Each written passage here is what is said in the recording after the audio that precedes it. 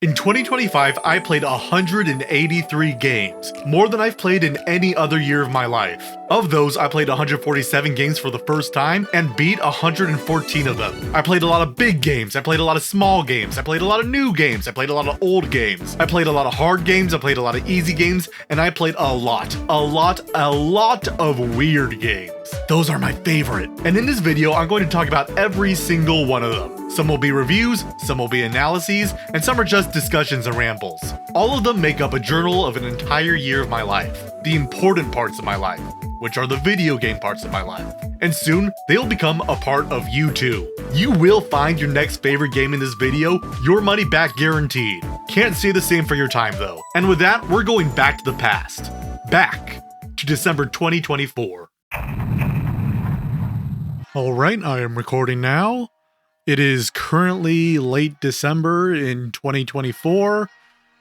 I don't know the date off the top of my head. I'm not gonna bother to check. I really wanted to make a end year of review media list sort of thing, but I kind of fell behind in my scheduling on that. Had a lot of videos I was working on now, and then I just kind of didn't do it. It was kind of on the back burner until I realized I did not turn the stove on at all. But I'm going to have a New Year's resolution. I'm going to do a year-end games in review for the entire year by the end of next year. And I'm going to do that by documenting each game I play, either playing for the first time or replaying. And I'm going to do that for one game at a time. I'm going to play a game and I'm going to keep on playing until I feel like I'm done with it, either by finishing it, beating it, or if it's an endless game, I'm going to be like, okay, I think I've gotten enough out of this. Or if it's a game I just don't like and just decide to stop it, I'm going to stop it and then I'll explain why.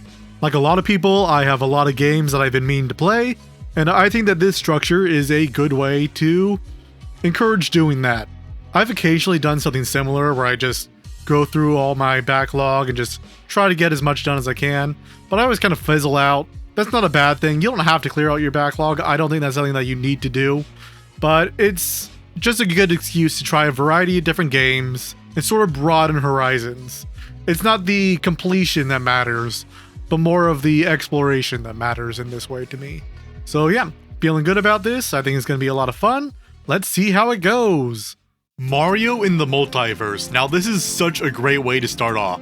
Not only because it's a great game, but because it's a good place to look at what I find interesting and fun in a game. Mario in the Multiverse is a fan-made 3D collectathon based on the original Super Mario 64 game. You play through open-ended levels to complete challenges, getting you stars and collectibles. And these levels can range anywhere between Kirby, The Walking Dead, and Marble Madness. That selection of crossovers might seem a little strange to you, and yeah, it is. There's not really any consistency between what is included in Mario in the Multiverse and what isn't. This isn't like Smash Bros, where things are generally about video games or focus on the Nintendo company itself, but a variety of different things, just what the creators of the game want to include. And it makes Mario in the Multiverse a really fun fan-made project. There's a massive variety in the different levels here, and that is reflected in both the visuals and the gameplay.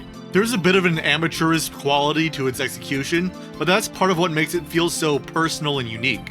Like, one of my favorite parts of the game are the abilities it gives out. In the SpongeBob level, you get this floating ability, which is a really powerful movement skill. It seems strongly designed for this specific section of the game, but you can bring it out to other levels as well. And these levels are not structured around this movement ability. Levels seem based around Mario's basic jump, but when you get this ability to float, you can just go past the entire thing, flying through it without a care in the world. It makes the power-ups feel like power-ups, not just abilities that are made specifically for you to have new challenges to face, but something that will let you go across anything you want to and gives you a lot more freedom to do whatever. It's not something that you would see in a professionally made platformer these days, but it's something that I find really fun and valuable. But it also shines a light on how strange the crossovers are. There's a Pizza Tower section of the game, for instance, trying to directly adapt the style of Pizza Tower into Mario 64's game engine. And within just a few seconds of playing, you can tell that these games are completely incompatible. While in Pizza Tower, movements are fast and fluid, Mario 64 is much slower and is not designed in a way to go through these kinds of levels. There's this one section here which you could just easily go up to in Pizza Tower, but in Mario, you have to jump using all your jumping abilities. And let me say that this is one of the most difficult jumps I have ever done in any platformer ever. But this fusion can also make games way easier. Your platforming abilities make the Marble Madness sections of the game even easier to go through, where you can fly past to every gravity-based puzzle as much as you want. And as someone who really struggles with Marble Madness, I really enjoy that kind of thing. It's indicative of the way that many franchises are perceived by fans, where the original work is not signified by its themes or mechanics, or really anything related to its actual content, but it instead signifies itself, which I will forever find fascinating. Turns out all you need to do to beat a Big Daddy is to stomp on its head.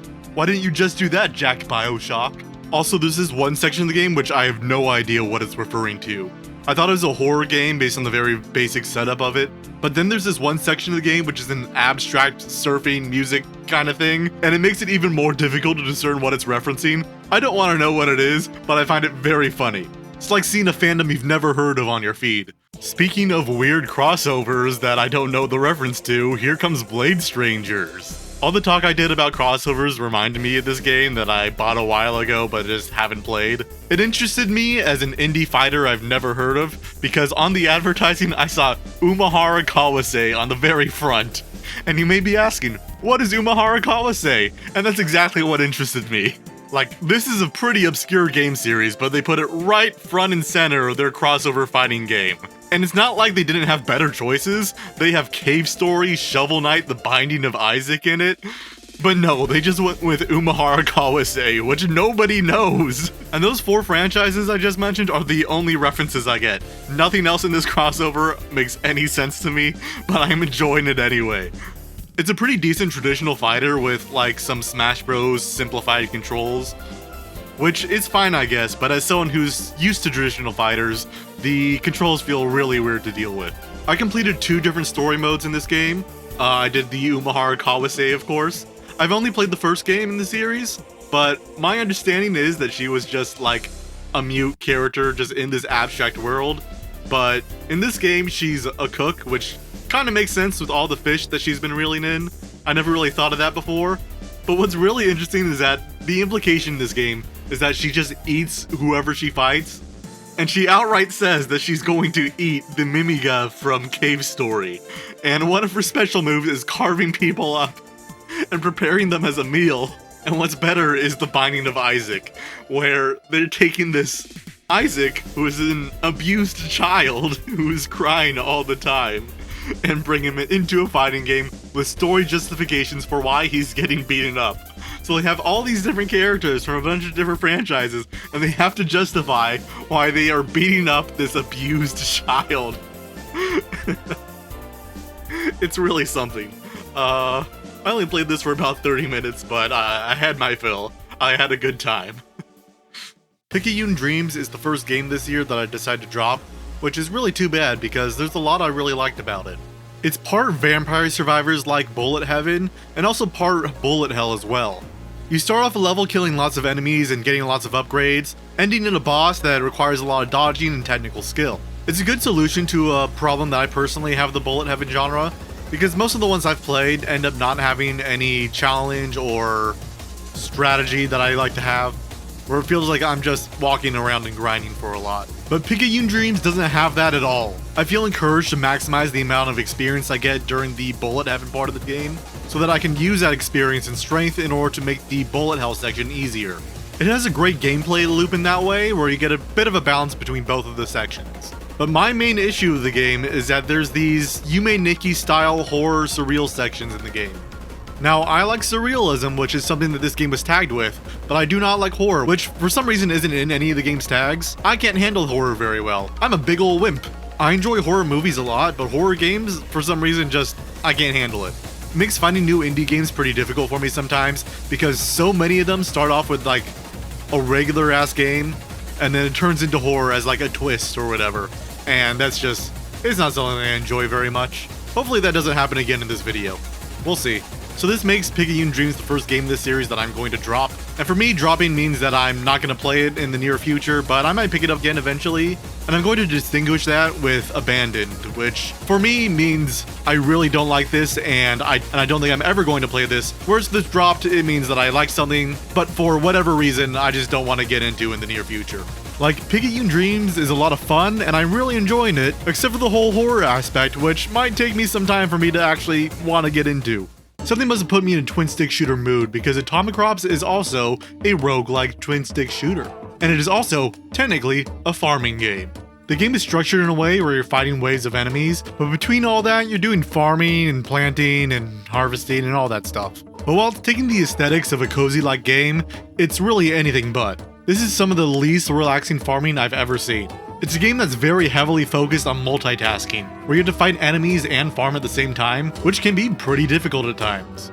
At the same time, it's very fun, very engaging, and it really encourages you to play the game over and over again to unlock new things. It's very addicting in that way, and I've already beaten it 3 times out of its 10 different levels of difficulty. I could very easily play this for hours and I'd have a ton of fun, which makes it my least favorite game so far because I'm trying to play as many games as I can, and that's going to get in the way of things. Moving on. Next is Shrinking Deposits, and I'm gonna need to give some context for this one. When you're a small online creator, it's good to make friends with some other creators as well. I told one of these creator friends, Galvin, that I was going to make a video about all the games that I played this year. And coincidentally, one of his goals is to start making more and more video games. He's been doing a bunch of different game jams, and one of these game jams is the Lame Jam, which is basically an excuse to make crappy games. The result is one of the funniest and strangest visual novels I have ever played, and going into it would take more time than it takes to actually play. So I'm just going to mention that it's some of the best use of second person I've ever seen in a game, and I love it. And it really is something. If Galvin sticks to his plan, then he's going to make a whole lot more games that I'm going to have to play. We'll see if that works out. Super Mario Land. If you've played a 2D Mario game before, you probably have a decent idea of how this plays like. But this is probably the most different feeling Mario game I've ever played. As someone who grew up with the new Super Mario Bros. Series, which are all fairly similar, it feels really nice to play a Mario game that is doing something completely different. The physics here are a little wonky, where falling is, for some reason, completely different physics from jumping. There's some shoot 'em up segments, and the enemies are completely different. Like, there is a Chinese hopping vampire in Super Mario Land. I don't think I've seen a Chinese hopping vampire anywhere besides Chinese movies, so that was a surprise. I really miss the way that the early era of gaming treated sequels. Nowadays, a sequel is often a reproduction of the original game, but with new added features or an expansion of some sort. But back then, it really seemed like they were always trying to do something new with the sequel, and that's something I really appreciate. Skyrim. Alright, so I have a confession to make. I have played hundreds of hours of Skyrim, and I have never, ever actually beat the main quest. I'm pretty sure that this is a pretty common experience, and that people often love the game, but they get caught up in all the different side quests, and they never end up actually doing what you're supposed to do within the game. So I wanted to take this opportunity where I'm visiting a lot of games to actually take the effort and actually beat Skyrim. I also wanted to revisit it because I never liked Skyrim. When I first played Skyrim as a kid, I was told that there was this great big open world that you could do anything you wanted in.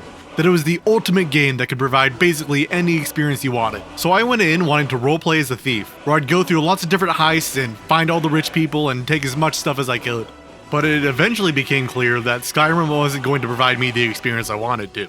The actual act of stealing was fairly trivial, and because the game was designed for you to go wherever you want to, there was never any actual resistance to me wanting to go somewhere and steal something. They would just let me go into their bedroom and take whatever I wanted to, without any meaningful resistance. So then I tried to engage the game on its terms and do all the side quests. And what I found wasn't particularly interesting to me. They seemed like pretty much normal quests that I'd seen in many other games at that point. And the main appeal was that I could do them in any order I wanted to, which for me wasn't that much of an appeal. So I dropped the game to play some other stuff, and then, years later, I heard about the incredible modding scene that Skyrim had, where fans would add anything that came to mind to them, providing all new experiences and new adventures and new things to interact with and new systems. And I had a lot of fun thinking about all the different possibilities I can add to my game, all the new systems I could interact with, and all the new places I could go. But then I loaded up all my mods, and then it started to play like regular old Skyrim. I had spent so much time imagining a game I could be playing that I forgot about the actual game I would be playing, with all the boring combat and dialogue I had already gotten sick of. So then I stopped again. And now, in this current stage of my life, I've realized that Skyrim is such an important cultural landmark for so many different people, from the general public of games, to game studies scholars, to basically anyone who's thinking about in-game universes and how they work.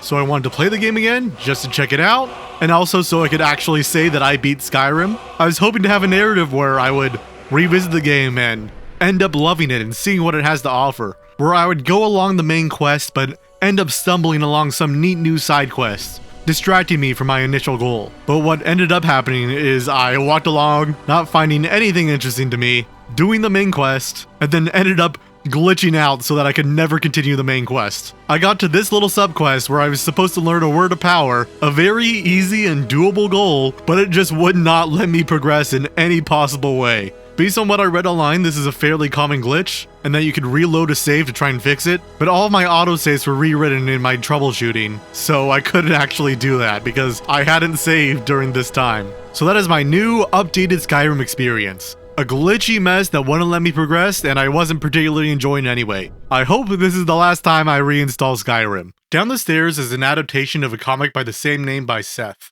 It's about the daily routine of a man, which is first depicted symbolically and then is followed up through actual movement. And it's interesting to see how adaptation in the medium changes the way that the comic is understood. The comic gives a general whole of the routine, and moving one by one throughout the steps feels less monotonous, but it also feels more repetitive in doing it multiple times. And also, this is another game by Galvin. I played the last game he sent me like 4 days ago, and he made a new one already.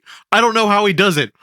If he sticks to the same rate, like a fourth of this video is just gonna be his games. So either he needs to slow down or I gotta speed up. And that's a challenge I am willing to take. Blue Jeweled is a parody of Bejeweled where you have more blue gems. That doesn't sound like a big deal on paper, but in practice it means that the game is way easier and it practically runs itself. There are multiple creative ways in which blue gems appear more frequently, but even though each of these levels let you win without even trying, it still feels fun to play. I think that's a testament to how Bejeweled 3 is set up, which I also played, where even though you're not really doing any work or puzzling, it feels satisfying to see those animations and hear those effects. I think that makes Blue Jeweled really interesting satire because it shows how even a zero-player game can be fun and interesting. I'm not sure if that's a bad thing or not quite yet, but it is something to think about. Half-Life. Now, I've only recently started to get into first-person shooters. Like, I only played Doom 2 years ago or so there are a lot of classics in the genre that I've just never touched. And Half-Life seems to be like a pretty big pillar on there. This isn't my first attempt at playing Half-Life, even though I'm counting it as a first playthrough, because when Black Mesa, the remake, had one of its major updates, I decided to play that for the first time, and I absolutely hated it. It felt a lot like a slow game that was trying to focus on atmosphere over gameplay or anything else. I remember I got stuck several times in a lot of dark rooms, which was really unenjoyable for me. And it's a shame that was my first experience with Half-Life, because the original game feels so much better to me. Like, based on my experiences in Black Mesa, I was not expecting how fast Half-Life would be. It feels so good to move quickly across the map, zigzagging in between enemies, and it's a lot of fun. Playing Black Mesa first also gave me an appreciation for the art direction in Half-Life, where it's very easy to recognize all these important objects through the quick gameplay, which is also important for all the different puzzles in the game. I was not expecting there to be this many puzzles, but with a few exceptions, I really enjoyed them. But I cannot say the same for the platforming. The puzzles made sense to me, that the platforming was really difficult for me to get around, especially in a first-person perspective. Like, I had no idea that jumping and then crouching in the middle of your jump would help get you over required obstacles, so until I figured that out, I got really stuck. And I just have a general disdain for when I have to do platforming but I can't see my feet. Where am I gonna land? I don't know. It's pretty frustrating, but it's not something I would remove from the game if I had the chance. It all comes together in a way that really contributes to Half-Life's main strength. A wide variety of different gameplay experiences within a single, simple control scheme. Herman Melville Reads You Moby Dick is a joke game where the original text of Moby Dick is presented in a visual novel format. At least I think it's a joke game. I can't imagine anyone actually reading Moby Dick in this format. What I think the game is actually doing is showing how the general visual novel format changes the way that a text is read. There is a kind of visual atmosphere that is brought along with it, but text must be shown in a very short, matter-of-fact way, or else you just can't read the whole sentence on the screen. It's a very simple but useful experiment, I think. Donkey Kong 94. Now, I've heard a lot about this game over the years, mostly as a, wow, look at this underrated retro game by a major publisher that kind of dominates retro fan communities. At first, I wasn't super interested because I couldn't imagine how it could iterate on the original arcade game in any interesting way, but then I heard that it was a precursor to Mario vs. Donkey Kong, which is one of my beloved childhood games. And I didn't like Mario vs. Donkey Kong, so I didn't care. I'm not sure what compelled me to finally play it, but I'm glad I did. Donkey Kong is a puzzle platformer, but the twist is that the platforming is actually fun. Like, this is some of the best feeling controls I've found in a platformer ever. It honestly might be my favorite among the 2D Mario games. The puzzles usually aren't too difficult, but they require precision platforming to complete, which feels unique to me as most of the genre tends to focus more on the former than the latter in my experience. I do like the way that the timer and the limited lives add tension to the puzzles, even though you're rarely in danger of running out of either. I'm so glad I finally got around to playing it. Which is not true for the next game I played in between sessions of Donkey Kong. Kahoot at Work. Which is a game of Kahoot you play at work. You know, the trivia game. I don't have footage for this one. I was there taking instructions at work, and my boss started up a game of Kahoot so we could all compete about retaining all the information. And there's something to be said about how gamification is so easily integrated into the work environment, where players are expected not only to remember everything, but also to compete against their coworkers in terms of speed, even when efficiency isn't needed.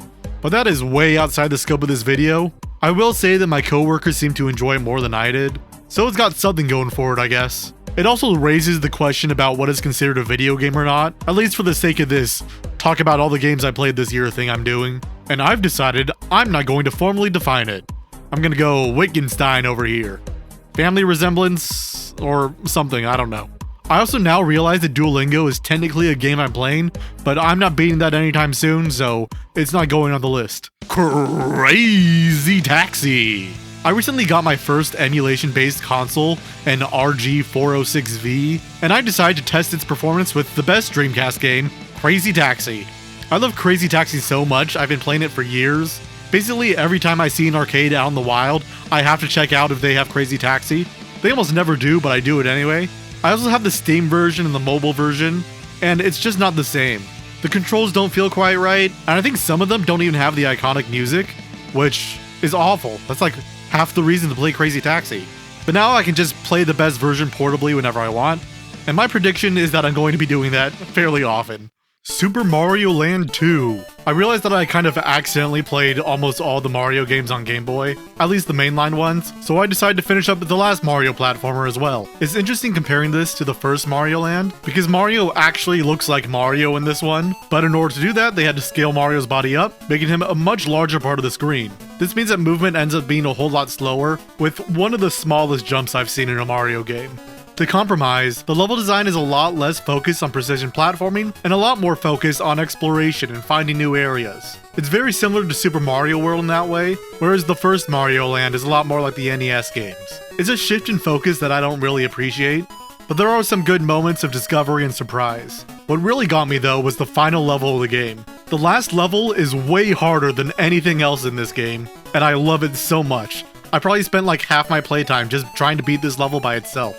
It's my favorite Mario level in recent memory, and it made the whole game worth it for me. It's short, difficult, and tests a variety of different skills. It's also the level that has Wario in it. I love Wario, and I love how ugly he is in this one. At time of recording, there's a little bit of controversy over Donkey Kong being redesigned in the new Mario Kart, or at least a revert to the old design in Donkey Kong. And I love that they did the same thing for Wario. I love how ugly he is in this one, it's incredible. Bring back ugly Wario, Nintendo, do it! Alex Kidd in Miracle World. So this is famously the Sega Master System's answer to Mario. It's an action platformer with light RPG elements, and by light RPG elements, I mean there's a shop. I've heard so many good things about this game, like it's supposedly a classic on the system, and really underrated, great platformer before Sonic or whatever, and I'm really not feeling it. Alex Kidd is really hard. And that's not a bad thing, I like hard games. But it's hard in a way that discourages risk-taking.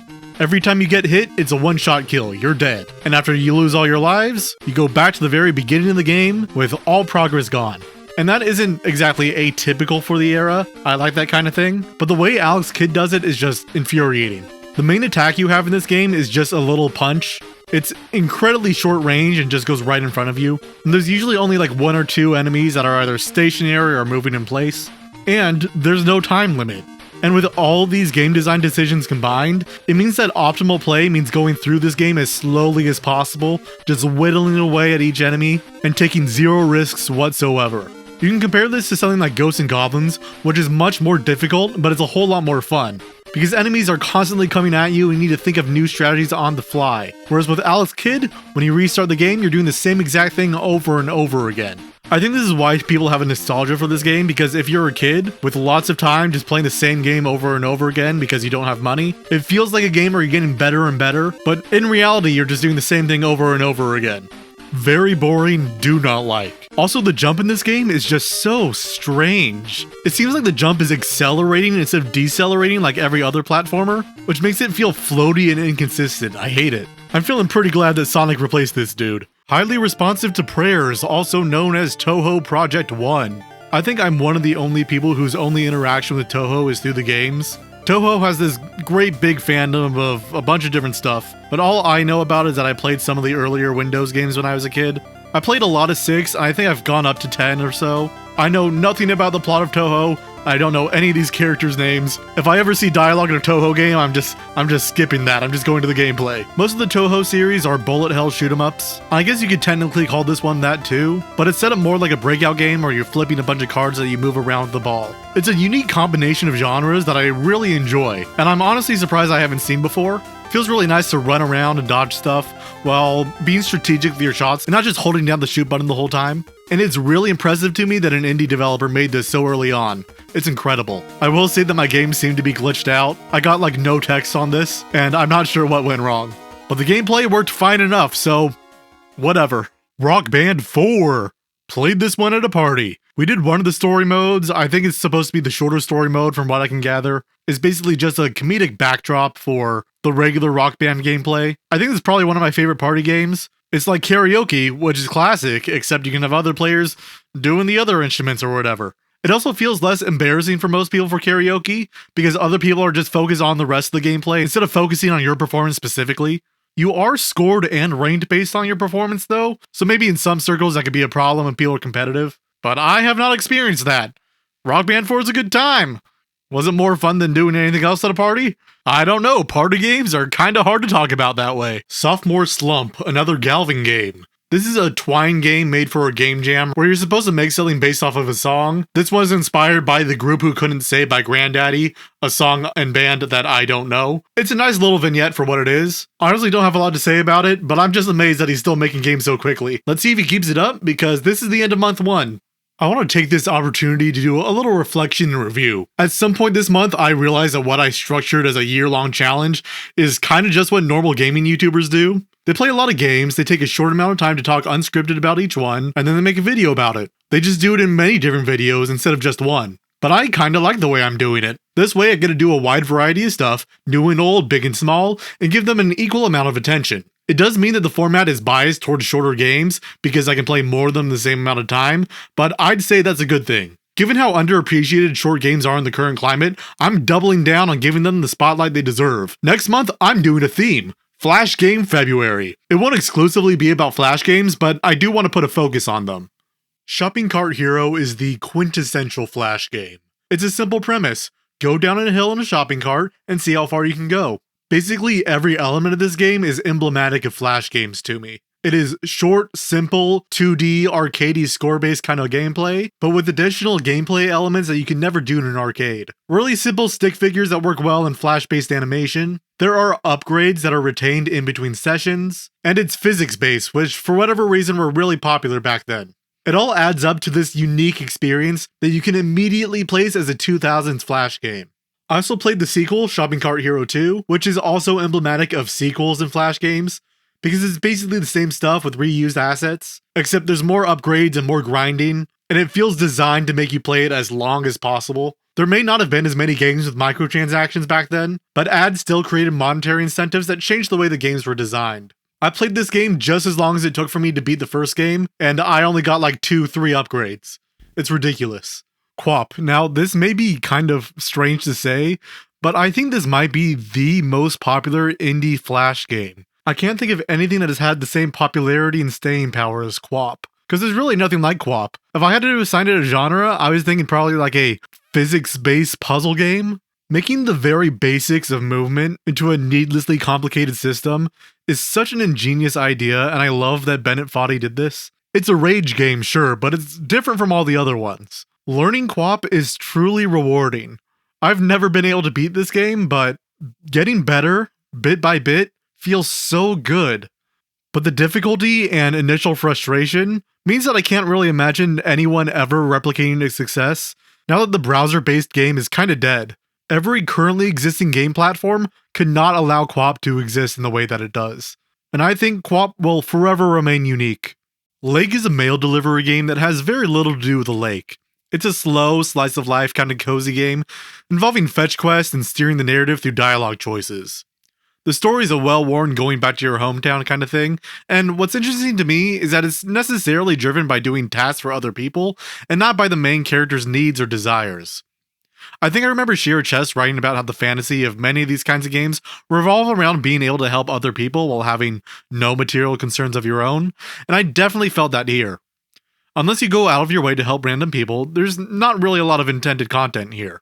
Like, I'm sorry lady, but I'm not going to do a side quest where I babysit your cats. What I did really enjoy was the slow pacing. There is no run button in this game, and you're forced to walk around when you're not on foot. It brings a really slow, peaceful tone, and I felt encouraged to experiment with the camera more than I do in faster-paced games, as I could walk around with a pretty camera angle without accidentally bumping into something quickly coming into the frame. This one took a while for me to play. I played like the last 5 games in the same span of time it took me to beat this one. But like I said, the slower pace was nice. I do want to say that I frequently experienced major glitches, which rightfully might turn a lot of people off, but I found it pretty charming. And also, there's this part with the Blue Velvet movie date, and if you know anything about Blue Velvet, I think that you will understand my reaction of screaming when I saw how the scene ended. I think we know what that creepy Frank Booth character would be thinking right about now. What? Oh my god. Dr. Mario, I don't know how I never got around to actually playing this game. It's the first Tetris-like game that I've actually really enjoyed. The later levels did make me pretty frustrated, however. Like, you very quickly have to do the first line as fast as you can without any mistakes, or else you're just screwed for the rest of the game. Especially the top corners. The top corners are so difficult to get to. I would frequently just beat the entire level, except for the top corners, and then I'd have to spend the rest of my time just building up to getting there. It makes for a really strange difficulty pacing, as opposed to Tetris, which generally starts off pretty easily and then gets harder and harder. And you can fix your mistakes pretty easily in Tetris, but in Dr. Mario, you screw up really bad one time, you're just screwed for the rest of the level. Or maybe I'm just bad or something, I don't know. Frog Fractions, we are back to Flash games, everyone. While I wouldn't say this is the best Flash game I've ever played, it's probably the one that I'd most recommend to people. It's difficult to talk about what makes it interesting without ruining what makes it interesting.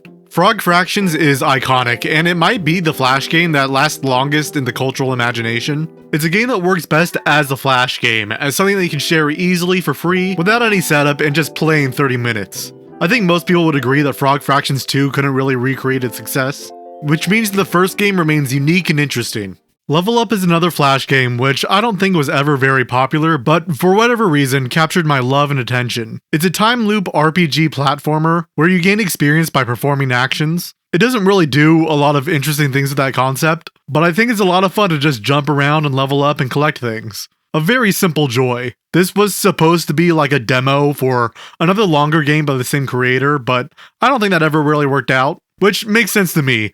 I think that you've done basically everything you can do with the concept in this little demo, and it doesn't need any more. Sonic the Hedgehog for the Genesis.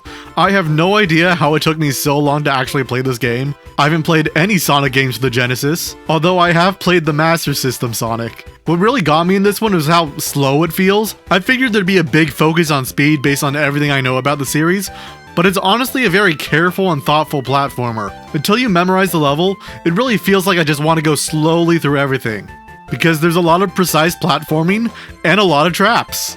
I didn't think it was very fun, and it became the first game this year that I used save states on. Once I got to the water level, I'm like, I'm done. I just want to go through this game as quickly as I can.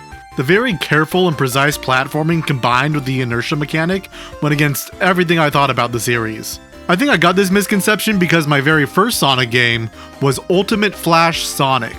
This is a fan-made Sonic Flash game that only has 2 zones, but I think it's very well done, especially for an early Flash game in 2004. This is the very first Sonic game I ever played, and it really defined what the series would mean for me. Because of this game, I always thought that Sonic was a pretty easy game where you're just running as quickly as you can. I thought the fact that the only penalty to getting hit was losing your coins meant that there was basically no challenge in these games, but now that I've played the first Sonic, I know that's not true. I can't say it does anything special, but it's a fun novelty. I really enjoy any kind of fan project, especially the ones that try to recreate what they enjoy about the series. And after I finished Sonic, about halfway through the month, I got COVID. During my sickness, I was away from my computer, so I wasn't really playing a lot of Flash games. I wasn't playing any Flash games.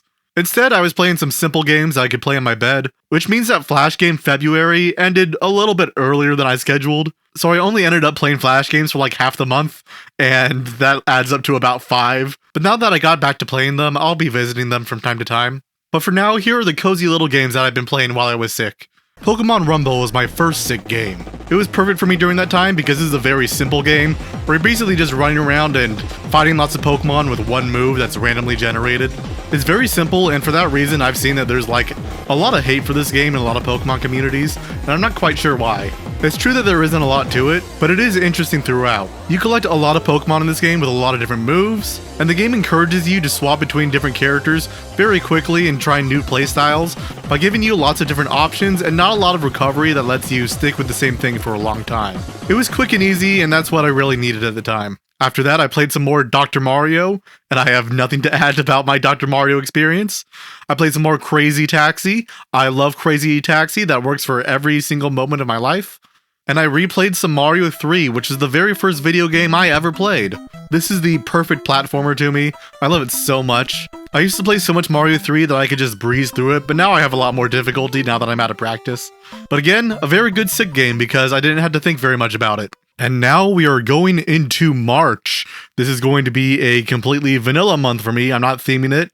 I really like the theme idea, and I think it would have gone okay last month if I didn't get sick for half of it. So I'm going to get into 2 of the games that I was playing a lot when I was sick, and I've only just now been able to finish. Fire Emblem The Binding Blade. I am a big Fire Emblem fan. I've played almost all the games, but I have never really gotten into the Game Boy Advance ones. For a long time, I thought they were pretty ugly for some reason. I think it might have just been the portraits in game that just looked a little strange, but I finally got around to playing this one. And something that really surprised me was just how normal it was. Most Fire Emblem games have like a bunch of different mechanics on top of whatever their base gameplay is, but this game really is just the base Fire Emblem gameplay as a simple tactics RPG with a lot of characters. Story-wise, most of the characters in this game are pretty bare bones, basically just introducing them for a chapter or 2, and then you get almost nothing out of it later on. But that's something I really enjoy about the earlier Fire Emblem games, where I can just basically make up a personality or think of a personality and roleplay one through the gameplay, which is something I don't really see a lot of nowadays, where RPGs tend to have a much greater focus on story than they used to have. One of my units, Alan, doesn't really have much of a personality I can really think of, but in the gameplay he meant a lot to me because he had very high movement and I got lucky and got very high stats for the rest of him. So my personal narrative throughout this game was basically Alan just steamrolling through entire armies by himself, running in front of everyone, and it was incredible. I love it. I love the little gameplay narratives that Fire Emblem can provide, even when there isn't really one outright spoken in text. And I will say this is probably one of the hardest Fire Emblem games I've ever played on normal mode. Basically half the cast is useless, and of the rest there's 5 that are incredibly strong and everyone else is just okay. Especially considering the bosses, which are some of the strongest I've ever seen in any tactics RPG, including Fire Emblem. And I kinda like that, it really shakes things up when I need half my army to kill one guy. I played on normal mode for this game, which I think was the right call, because there is a lot of bullshit in this game.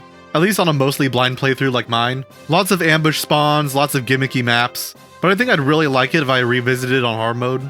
I think knowing what tools I have and what I'm getting into would really make the experience a whole lot more fun. Plus, it would be a good opportunity to get the other ending for the game, which I can't imagine anyone figuring out without a guide. But that is a later problem. You Know, A Girl Who Chants Love at the Bound of This World is the other game I played while I was sick. And oh my god, this game is incredible. I love it so much. It's a time travel mystery visual novel, which are really a dime a dozen, but this was really the first major one.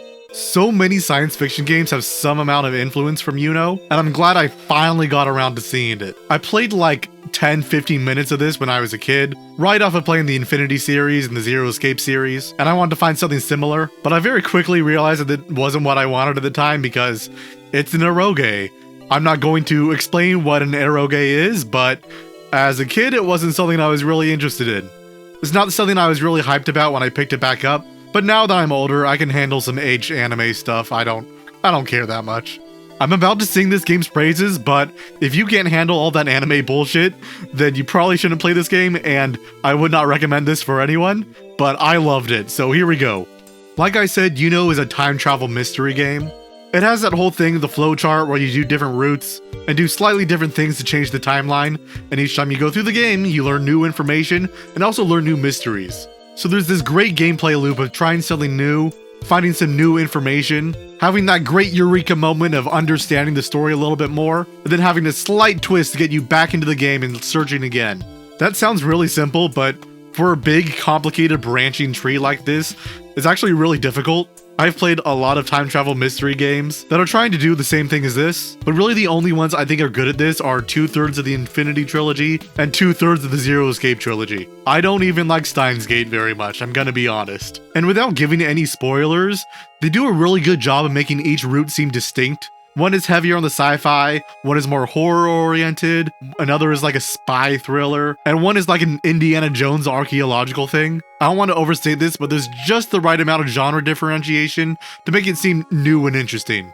Basically, every major route is completely different, but they're very slightly entwined, so that you can kinda see what's going on in the other routes, but only just a hint of it, and that keeps the story engaging and fun to get back to. And like any good mystery game, there's tons of great twists and turns, which would honestly take too long to explain, so I'm just gonna leave it as a mystery.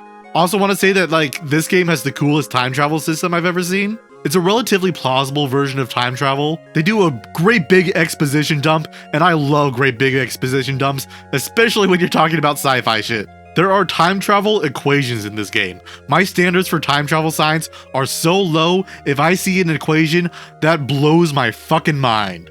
So yeah, just want to go on the record, my favorite time travel system is from this 90s eroge. Also, one last thing, contender for the best soundtrack I've played in any game. Like, holy shit, listen to this.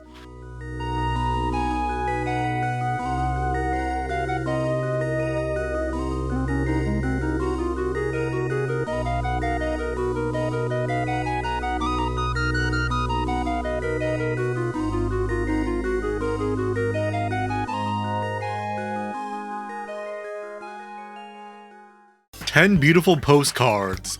This is a game that Galvin recommended to me a while ago, and I'm finally getting around to it.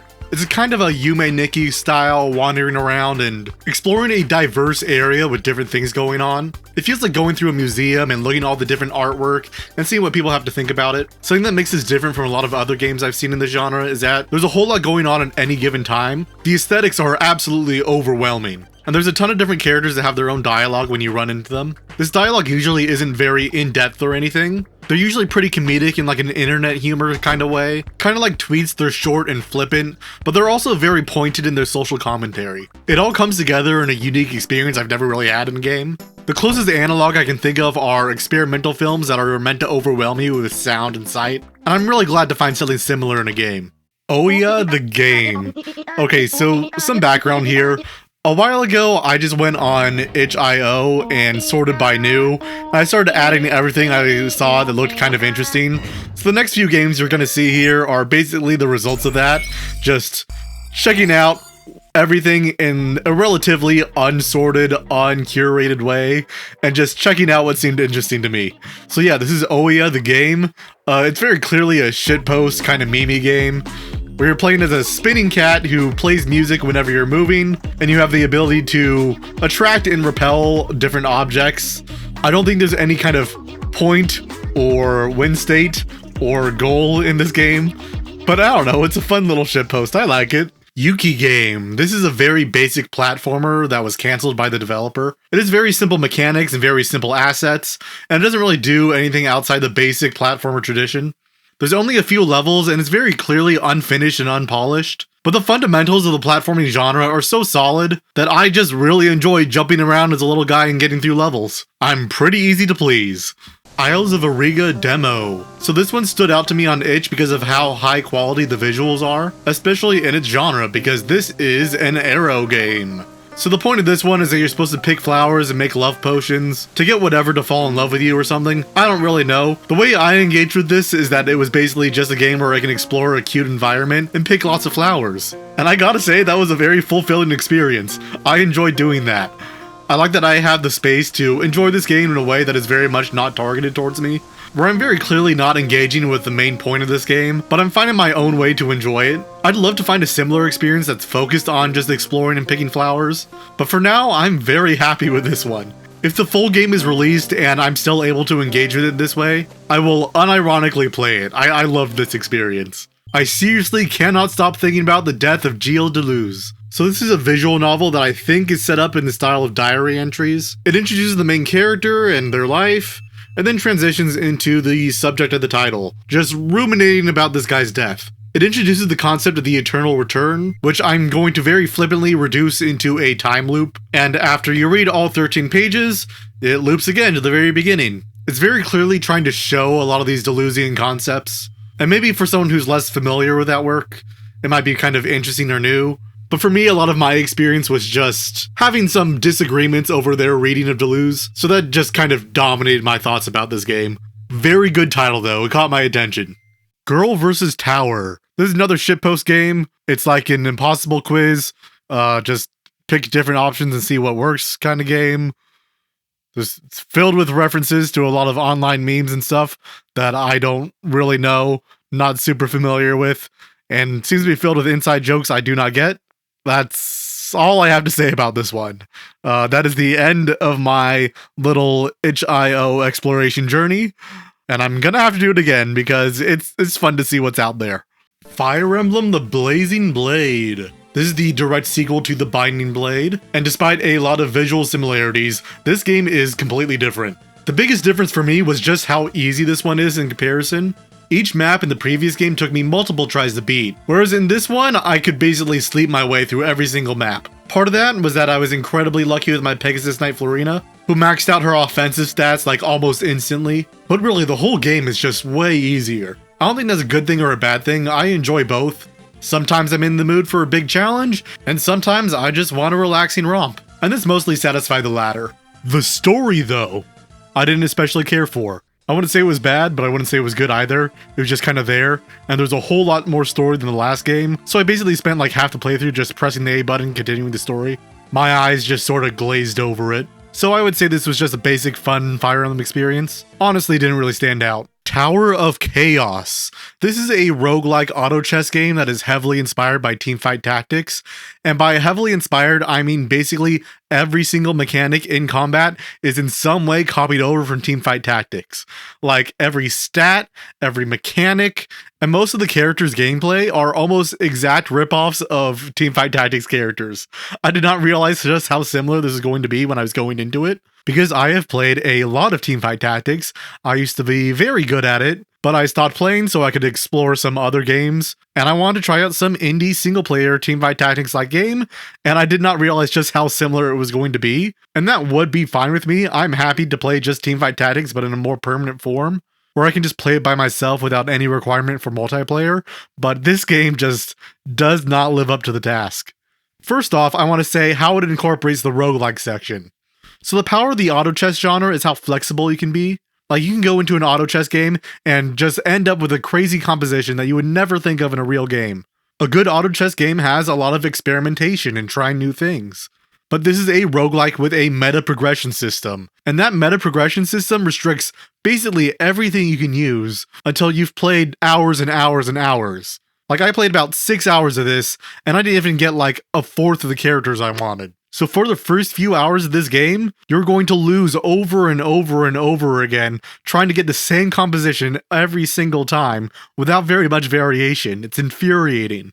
And even if that didn't exist, I don't think I would recommend this. A significant portion of abilities in this game are just stat increases, which aren't very interesting to look at or think about. Teamfight Tactics had the same issue in like Set 2, which is, in my opinion, one of the worst ones. Because if stat increases are your main way of engaging with the game, and it basically means that every single character has a strict build that they can't really deviate from much, and it all sums up into a really repetitive, uninteresting experience. I'm gonna be honest, this game was a big letdown for me. I really want to play a good single-player teamfight tactics-like game, but this isn't it. Kirby 64: The Crystal Shards. When I was a kid, I always knew this game as the Kirby game where you can combine powers, and for some reason that really stuck with me. I really thought that would be a really cool idea, and I was wondering, like, why didn't all the Kirby games after this do this? Like, combining powers sounds so cool. Why would you stop doing that? And of course, I got older and I realized that doing that would require so much time and effort to do. So now, with a more mature eye, when I look at Kirby 64, I think, why didn't they keep on doing the combining powers thing? It's so cool. Why did they stop? Like, every single level, there's this little mini game where you see an enemy and you suck them up and you get the typical power that you would assume you would get. And then you, like, try to go around and get a new power, trying to figure something else new you can get. I thought it was a really neat bit of experimentation in the game that I really haven't experienced in any other Kirby game, and I really wish they brought it back. As for the rest of the game, I thought the platforming was pretty interesting. It's like this, it's a 2D game in a 3D environment, right? And the fact that it's in 3D is actually really important because there's lots of 3D enemies that will do some 3D attacks, and the depth it has on the map can actually, like, affect the way that you're playing the game. And there's these little traps in the background that you have to be aware of. It's interesting as, like, an early 2.5D game.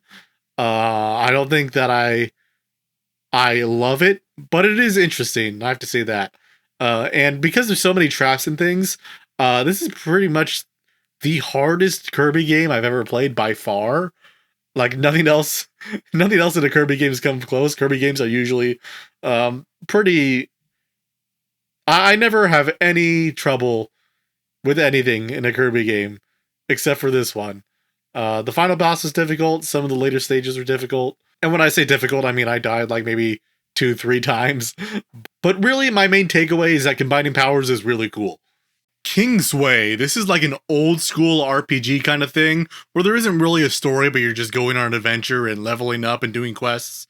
And the gimmick behind it is that there's a Windows 98 kind of style going on where you have lots of different windows where you do all your RPG stuff in, where your inventory, your quests, and everything. It has its own window. And most of the game is just navigating these windows and trying to make it efficient. When I first saw the concept for it, I thought that it was going to be a whole lot more gimmicky than it is. But that really is all it's trying to do. They didn't need to do anything extra, it's just old school gameplay with a slightly different twist. Pepsi Man! I always thought that this was a strange, funny meme game when I was younger, and a part of me always wanted to play it. Turns out there's really not a lot to it. Once the gimmick wears off that you're playing as Pepsi Man, it's just like a mediocre PS1 platformer. At one point it got too difficult for me, so I just stopped. But for a while it was fun, I guess.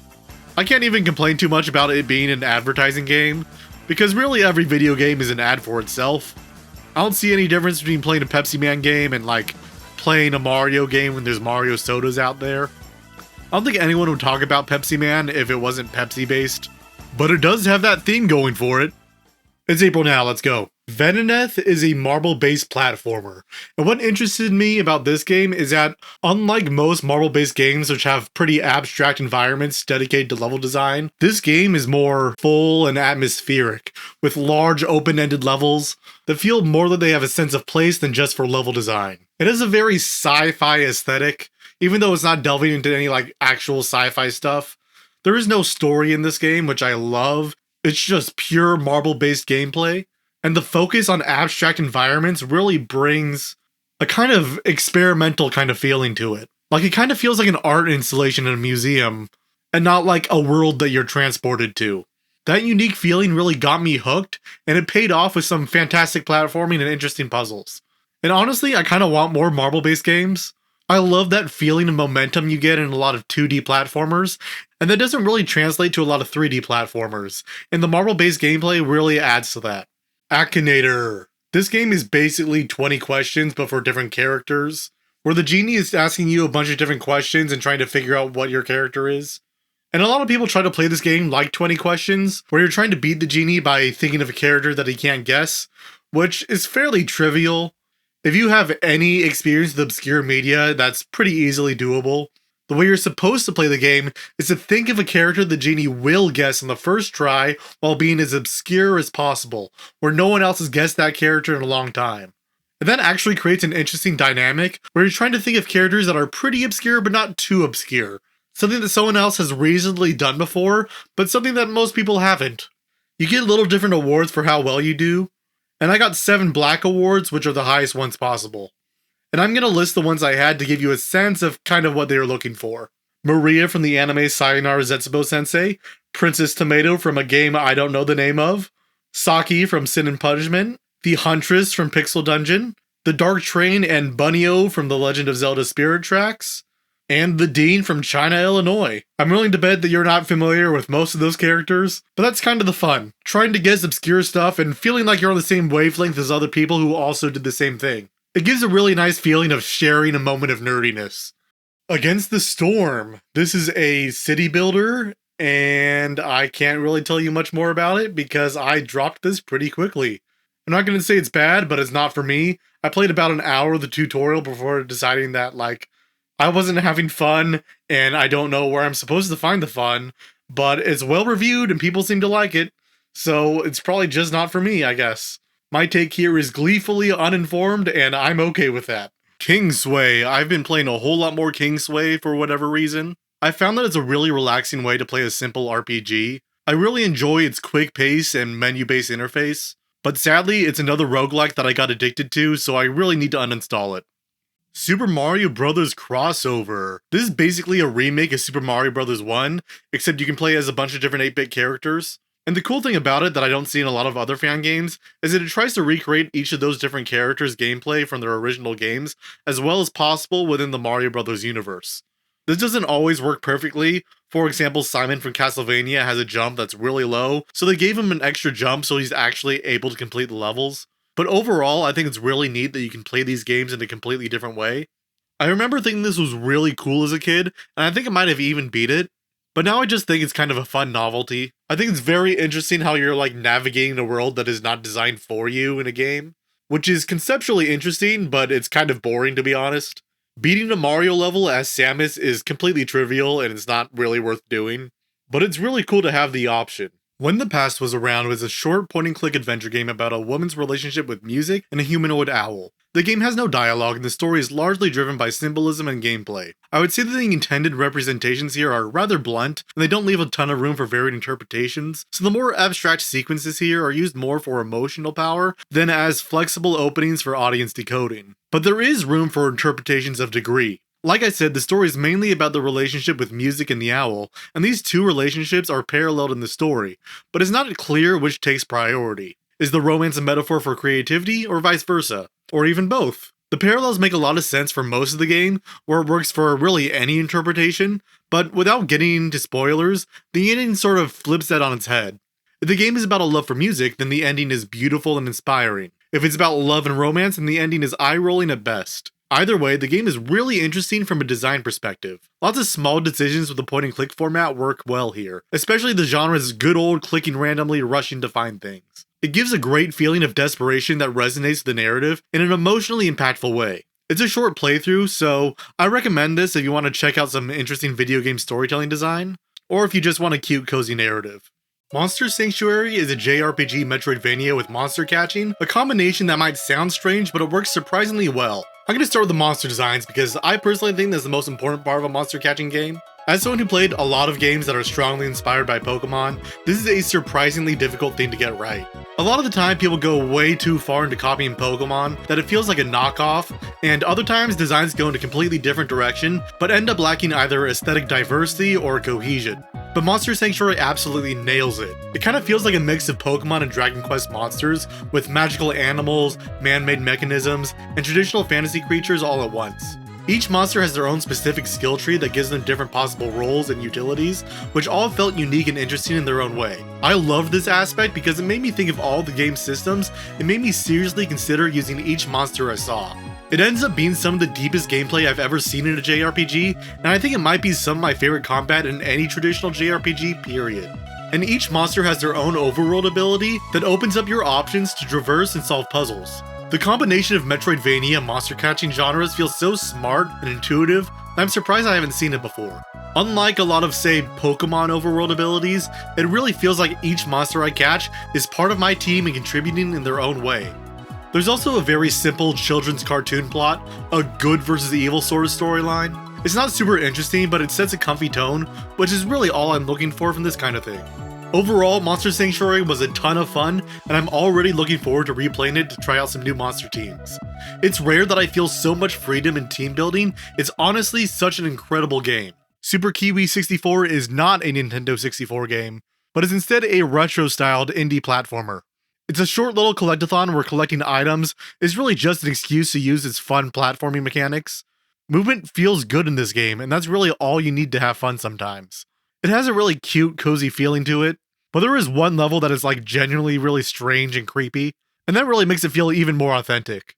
I was worried that it was going to be another like indie horror twist, but no, it's just a weird creepy level, and that's all it had to be. Love it. Nicole is an Otomi dating sim that I played for about an hour, and during that hour, nothing interesting happened. The plot has given me absolutely nothing to work with, and every single love interest is rude and cliche and uninteresting. I swear I am not an Otome game hater, but I could really do without this one. I feel a little bad disliking a game in a genre that isn't taken very seriously, so I'll probably try to highlight an Otome game I actually like soon, but this one just did not do it for me. GURP. I've been playing a lot of Bennett Foddy games for a project I've been doing, so the next few games are going to be some of them that I've recently gotten around to. GURP is a physics-based climbing game where you're supposed to press specific keys on the keyboard in order to climb up specific areas on the map. It doesn't sound that difficult until you get around to actually trying it, because it ends up playing like Twister on your keyboard, moving your hands around trying to get comfortable so that you can press the right keys in order. It's surprisingly fun, but I wouldn't do it for a long period of time because it honestly kind of hurts to get into for a while. Clop, the sequel to QWOP. This time you're playing as a horse, which makes the game even more unintuitive. I have not been able to figure out how to walk in this game yet, and it's clear that it's meant to be a lot more difficult than QWOP in nearly every single way. You have to go a further distance, you have to do changes in terrain, and there's even bigger obstacles in your way. There's also a framing narrative, which I don't think was really necessary. I think it lacks a lot of the simplicity that made QWOP so interesting, but in the end, QWOP still hits those same fundamentals. Little Master Cricket is another Foddy-like physics game.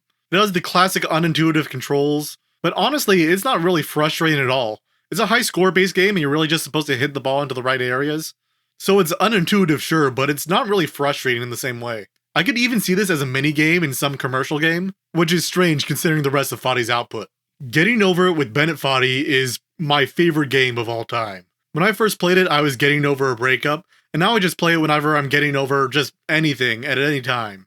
It's a game about accepting failure and continuing despite it, and it's also about a naked man inside a pot that is using a hammer to climb up a mountain. A perfect combination. This is the rare example of an essay game where there's a very personal dialogue on top of the game while you're playing it.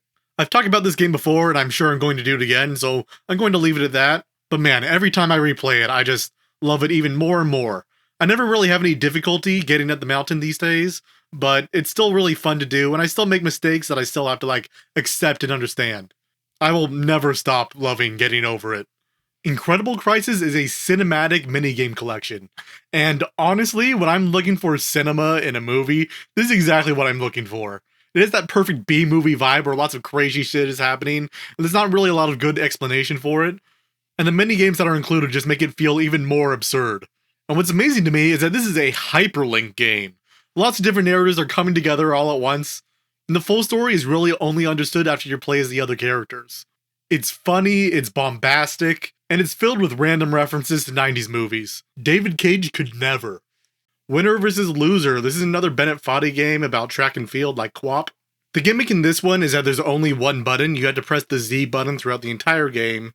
Z makes you run, but it also makes you jump. And if you tap Z too quickly, then you also trip and fall.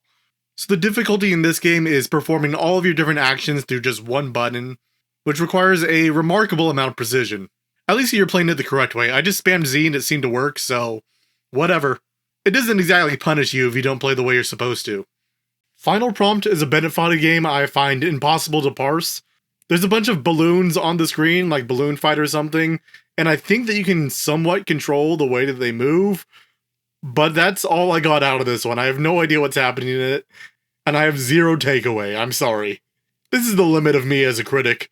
Fortune is a Bennett Foddy visual novel where you're answering a bunch of questions in like a BuzzFeed kind of quiz sort of way. The setup is that the quiz is supposed to end with a fortune, and my response to this game is the same as I feel when I open a fortune cookie. I go, that's cute, and then I'm kind of done with it. Hole Riders is great. It's basically like Getting Over It with kind of similar looking physics, except it's level based, and you have a time limit where you have to be doing things as quickly as possible, while still adapting to the changing circumstances.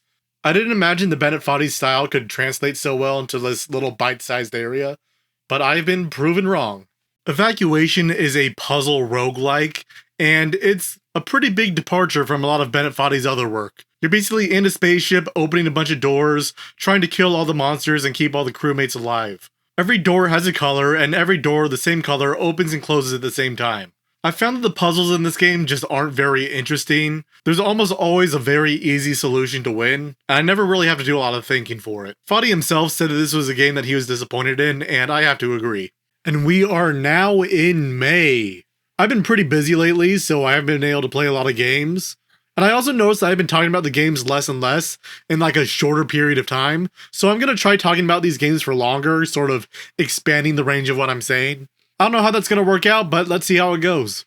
Hypnospace Outlaw is a game about being an internet moderator in 1999. I have a certain fascination about these kinds of games where you're playing as a person at a computer while you are a person at a computer. It seems like a game that wants me to identify as the main character of the work, to have a very special kind of immersion because you are doing the same actions on the computer as the main character would in reality. But it never really ends up feeling like that to me. In this game in particular, I had a really difficult time trying to figure out what I was supposed to do. Because while on the internet I could do whatever I want, in a game I have a feeling where I have to go to the correct area and do the correct thing, which completely changes the way I engage with the work. That's not necessarily a bad thing, but it is something that I think is interesting. I think there's an inherent disconnect in immersion that just can't be done. Anyway, in this game, you're an internet moderator, and you're going across all these different web pages in order to strike down content that is offensive or copyright infringement, or whatever the law forbids. That's the ostensible objective, but really a lot of the fun in this game is going across different web pages and seeing what people have. This feels like a very genuine depiction of the old internet. It's not heightened or exaggerated in a huge way. They feel like a bunch of legitimate HTML pages that you could have seen back then. Or at least that's my impression of what the 90s were like. It's fun to look at a time when web pages were customizable and everyone was trying to do their own thing.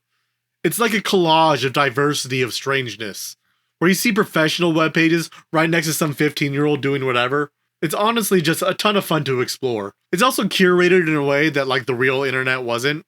You're not going to see a lot of gore or porn or whatever. It cuts out all the gross stuff and it lets you have the fun part of seeing a bunch of different people.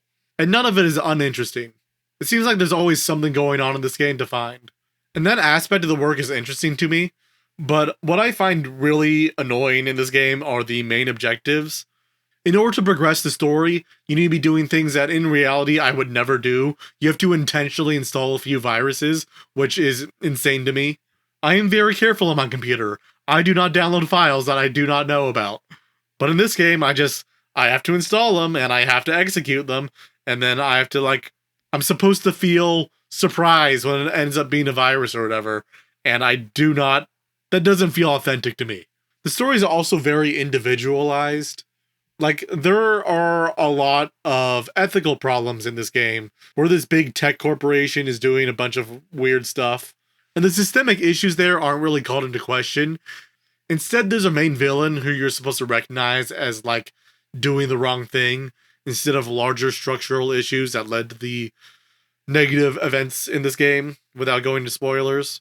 And that's not necessarily bad or anything, but it goes against the way I would conceptualize these issues. In the end, I think it's pretty cute. It's pretty fun. I will mention that I used the guide, and I do not feel bad about it. I would recommend anyone playing this game to use a guide. but also to explore and see what you can find. Dropsy is a game about Dropsy, a clown who goes around his little town trying to help people out and trying to give them hugs. It's a point-and-click adventure game, and it has all the usual parts of that genre, where you're going around picking stuff up, trying to solve puzzles. I would say that most of the puzzles aren't very difficult. It's mostly like recognizing an object and recognizing where you're supposed to put it, who it's supposed to go to, and who would enjoy it. It still has a lot of that classic, difficult point-and-click adventure puzzle stuff, where you have no idea where you're supposed to go and don't really know how you're supposed to go about it. But it largely avoids that issue because it's a mostly open-world game. You can go wherever you want to and solve a bunch of side missions, where you're just trying to solve someone's individual problem and giving them a hug. I think that's a really cool way to go about this kind of genre. It never felt like I was bored, and it was pretty rare that I felt like I had no idea where to go. I mostly just had the sense of, where am I supposed to go next? Which I guess is better. An interesting thing about Dropsy is that the game is almost entirely in pictograms. There is no dialogue in this game, and every time a character says something, you see a little picture sort of describing what's going on without explicitly telling you what's happening. I think this makes the dialogue pretty quick and efficient, and it also adds a lot to Dropsy's character, because it's very easy to interpret this game as Dropsy not really understanding what all the other characters mean, and sort of interpreting things in their own way. And it also positions Dropsy as a kind of like, for lack of a better word, idiot savant, where he's helping people out even though he doesn't really understand what's going on. It's a very like humanist, empathetic look at relational issues, where if you're simply kind and doing your best, then you're going to have the best outcome for everyone. And like a lot of idiot savant movies, I can't help but feel that's not exactly true. Even if you're trying to be kind, if you're neurodivergent, chances are that you're going to make some people very unhappy. So thematically, it doesn't really resonate with me much, but I can't deny that it's a very sweet game. I enjoy helping people out, and I enjoy giving them hugs in this game. My main issue comes in later on, where there's a lot of big company doing evil stuff, sort of thing. You get the drill. And the game seems to imply that the way to approach these problems is to be kind to your community and help them out, which is a very good thing to do. But it also doesn't really resonate with me in the real world because, sadly, dealing with major issues is not solvable with a hug. Although hugs are very much well worth doing, especially for your community. So that Christian aspect is something I am deeply suspicious of, but I do respect a lot. Castle in the Darkness is a retro-inspired Metroidvania, and when I say retro-inspired, I mean retro-inspired. But I don't mean inspired by how retro games actually were, but more inspired by how retro games are remembered. There are a lot of surface-level references and jokes that really don't mean a lot to me. They just seem like they felt like they wanted to reference it, and honestly, it could feel a little eye-rolling at times. But my main problem is the way that difficulty is done. A lot of old retro games are very difficult, but they're difficult in a very different way than this game. This game is a lot more aligned with the indie games of the 2010s. The gameplay is very platforming focused, and it's very fast, without any of the technical limitations that existed in the 80s. You have a lot of jank in it, and I love jank, but it's not 80s jank, it's very much 2010s indie developer jank, where levels are designed for one specific thing, without a ton of playtesting. Many of the platforming challenges aren't particularly interesting, there's just a bunch of one-hit kill spikes all over the place, which can be fun, but it's really not what I was looking for. I might revisit this in the future, but for now, I'm just dropping it. At a certain point, I just wasn't having any fun. Britney's Dance Beat. So I went over to a friend's house and he showed me a bunch of shitty licensed games. And this is a Britney Spears rhythm game. It's real grimy with some Game Boy Advance remixes of the songs because there aren't any lyrics on this thing. I imagine the cartridge couldn't even fit it. It really made me feel like I was wasting my time for a bit. Also, I don't have any footage for these. American Idol for the Game Boy Advance. Now this is basically the same thing as Britney's Dance Beat, with a variety of different artists, and this one is actually decent quality. The music has lyrics, the rhythm aspect is more varied and interesting, and there's even a little bit of a story mode, but once again, just kind of a little interesting part of history. I can't imagine anyone playing this for real nowadays. Emperor's New Groove for the Game Boy Color. Absolutely garbage platformer. I see no redeeming value in this thing. Gonna recommend it to all my friends. Love it. And then we got drunk and played Rock Band 4. Playing those older games made me really appreciate the UI in this. Ataki is a Famicom music generating shoot 'em up, and it works way better than I could have possibly expected. Every time you shoot, it plays some music that is in line with the music that's already playing, and each weapon you get has its own specific instrument, and it's really interesting to see the way that the music changes as you play through the game. You can kind of like make your own rhythm and make your own songs through it, while at the same time playing a very traditional shoot 'em up, and it feels so new and innovative that I can't believe it was made in the 80s.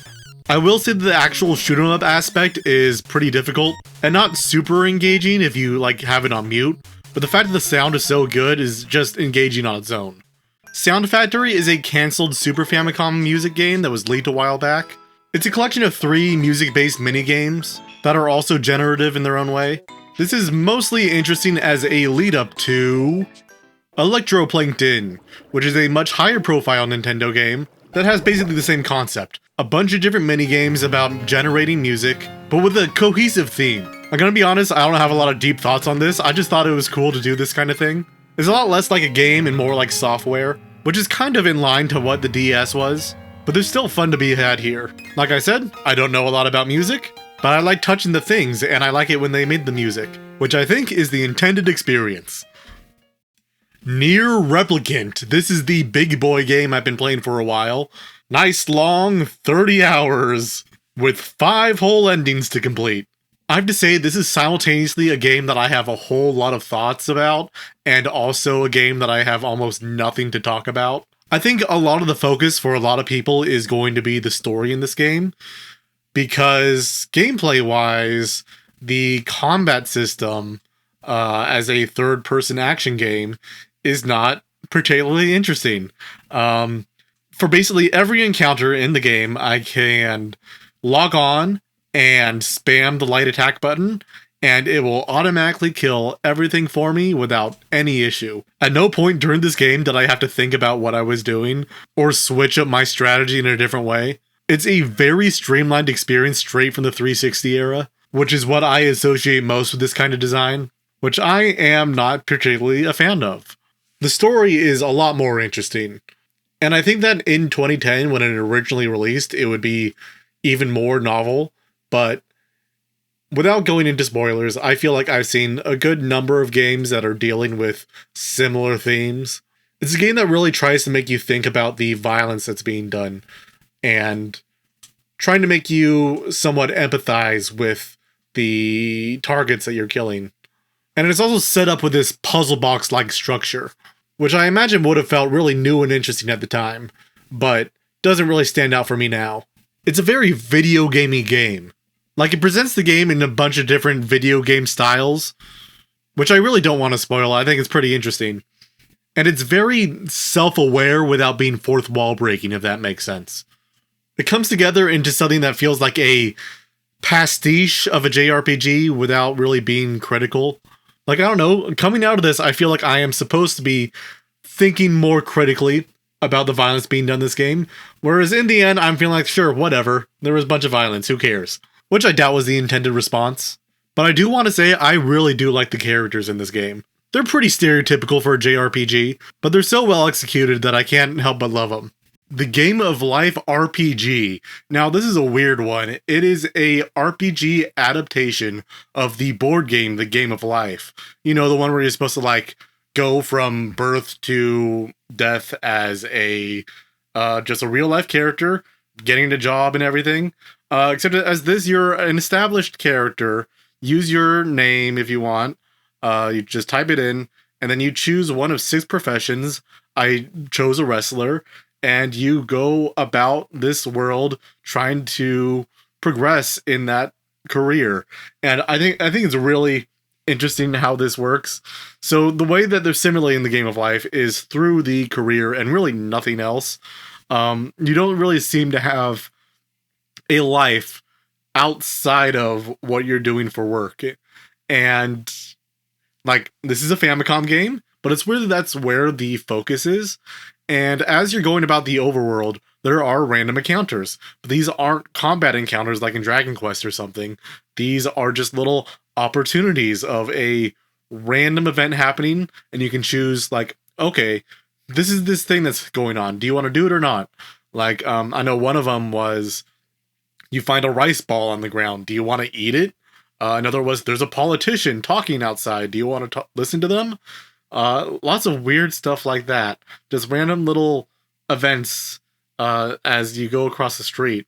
And the way this works is basically anytime you do this, you want to say yes. You basically want to be a yes man and agree to any opportunity you see.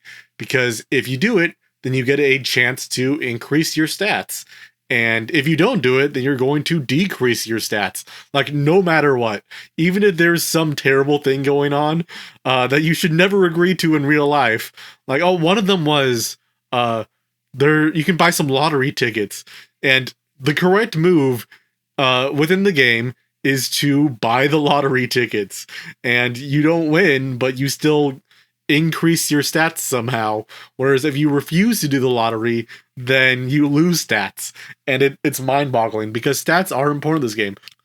Like, having low stats is not a good thing. There's endurance, luck, wisdom, and I want to say dexterity. And just doing random things in your life is good to get these up. And you need it.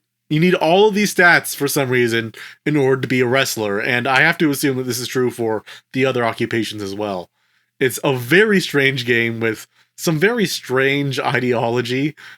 It is a simulation that is incoherent in the way that it's trying to adapt to the RPG formula, but it is fascinating. It feels like there's no intentionality behind it.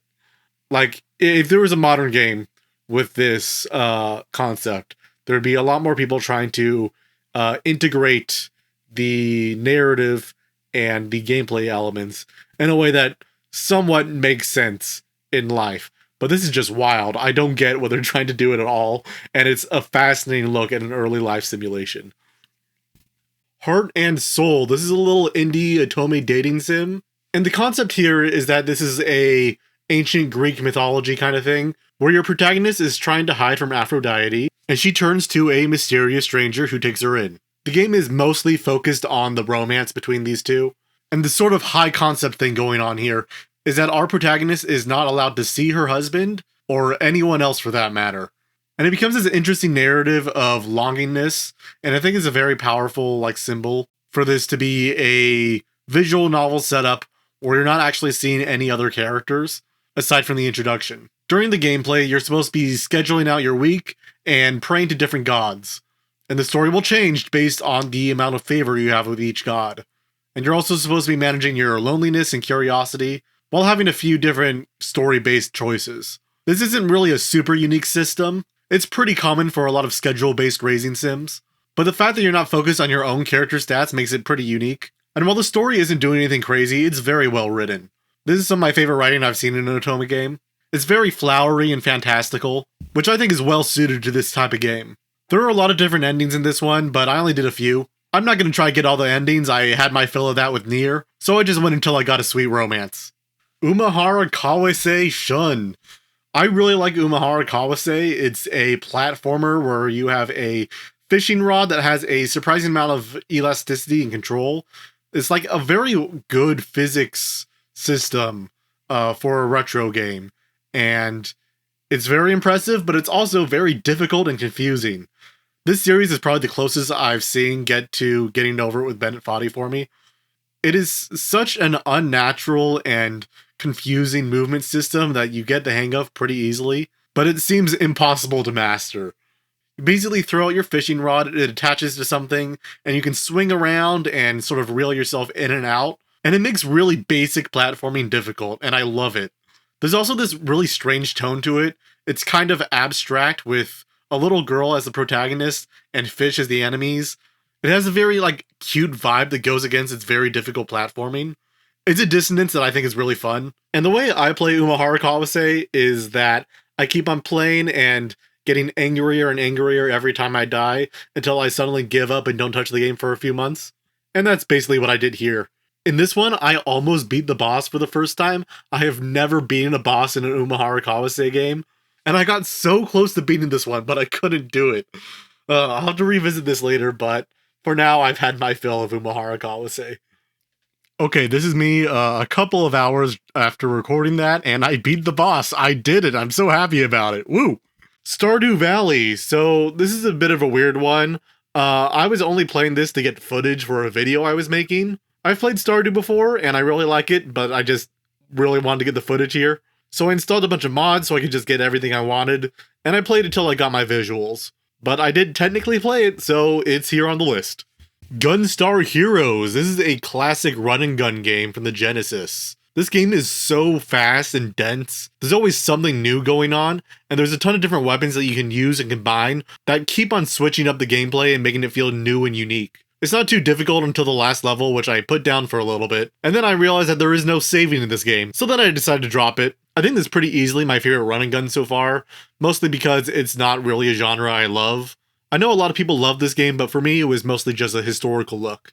Peggle Deluxe. So this is a casual pachinko-like game that has a very clear element of skill involved in order to get the best scores, but it's also a game that you can basically just randomly beat without understanding why or doing any deeper thought, which is the way I played it, and I do like that. But it kind of reinforces the idea for me that a casual game is really defined by its ability to use the visuals and audio in order to make every move feel good. Like, even when I completely screw up in this game, I feel like I've contributed in some way. And the game seems to be trying to reinforce the idea that I'm actually doing really good, even when I'm not. And that is fun and enjoyable in a way, but it also starts to feel a little shallow for me. But that doesn't stop me from getting addicted and playing a bunch of it. I played so much Peggle this week. Dark Souls 2. So I was hanging out with my friend recently, and he was playing Clair Obscur, and I was just watching along, listening to the story, but then it got to a point where combat started, and then he just wanted to grind for a long time. So I decided to go over to his laptop and play Dark Souls 2. He's always joking to me that I love Dark Souls 2 because he hates it, and I don't really care about it. But he had it installed, so I decided to play it up.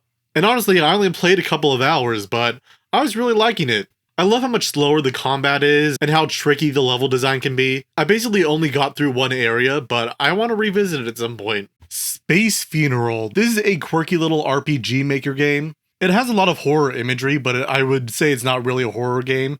It's really a funny, I imagine Earthbound-inspired kind of JRPG. It's a game that feels very self-aware about the genre, and it's thinking a lot about the RPG maker community in specific. But honestly, mostly it's just a bunch of little cute jokes to go around and see. This seems like a game that has a lot of deep analyses about it, but honestly, I just saw it on the surface level and thought it was very funny. Fire Emblem Shadow Dragon: The Blade of Light. I guess I always had to be playing a Fire Emblem game or else I go crazy. And this one, I could not finish it. This is the very first Fire Emblem game, and it feels very slow and clunky. And even though it has some unique ideas, I can't get around all of that. Like, I feel like I just may as well play one of the newer games.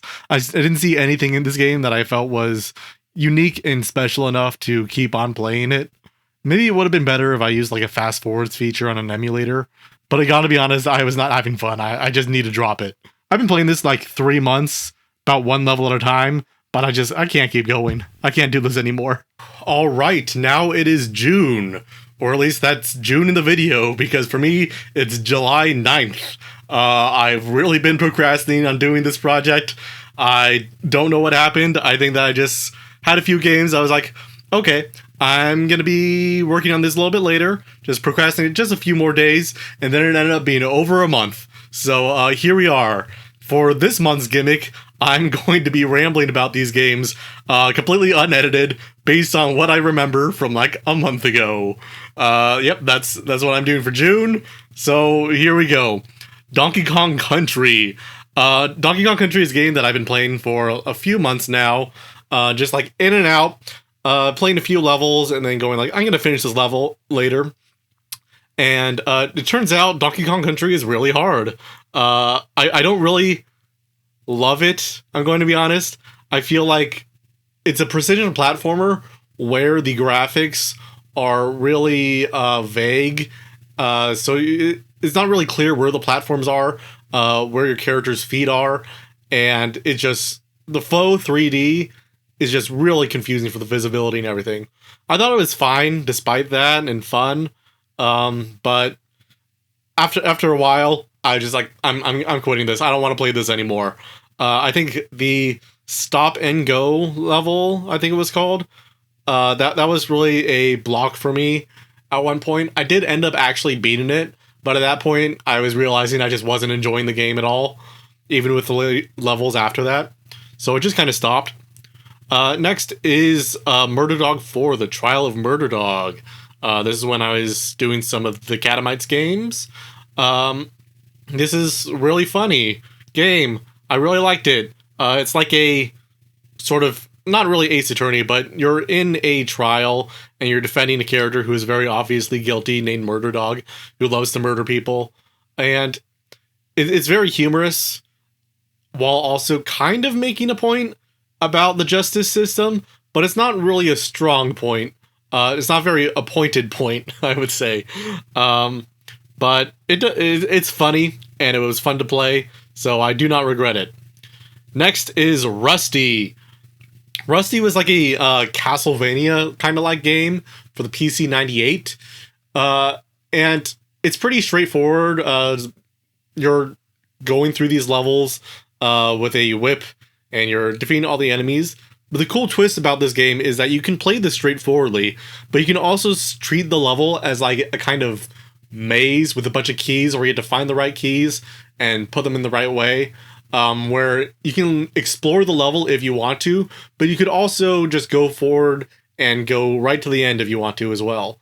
I had a lot of fun just going around and exploring the very first level. Second level, the design wasn't as great, and it was less fun to explore there. I feel like it's a really cool concept, but in reality, it means doing a whole lot more work for not a lot of gain. I think I would like to see a Rusty 2 expand on this, like 30 years after the first game came out. But yeah, it feels like a really cool concept that could be refined and expanded in a sequel, but they never ended up doing that, which is a shame. And then Crime Zone, which is another of the Catamites game. This is like an adventure game where you're seeing a bunch of cops doing a bunch of random things, and you're just sort of like seeing how this entire city is functioning, or dysfunctioning because of all the random stuff that the cops are doing. There's some more political commentary there. Having played it a month before, I don't really remember what it was, but there you go. Yoshi's Cookie. This is a falling sliding block puzzle game. I'm surprised I haven't played a lot of Nintendo's block puzzle games. This one seemed fine, I guess.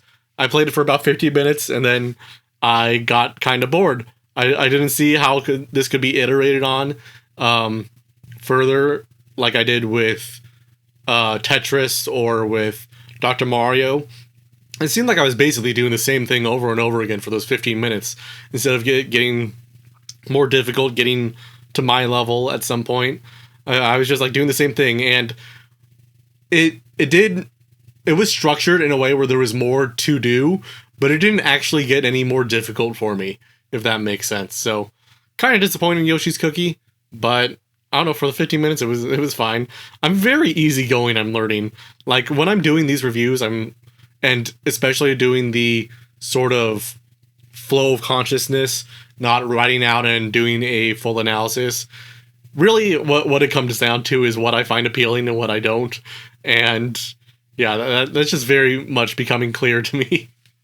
Like, yes, it was fun for me. That's all I have to say about it. Anthology The Killer.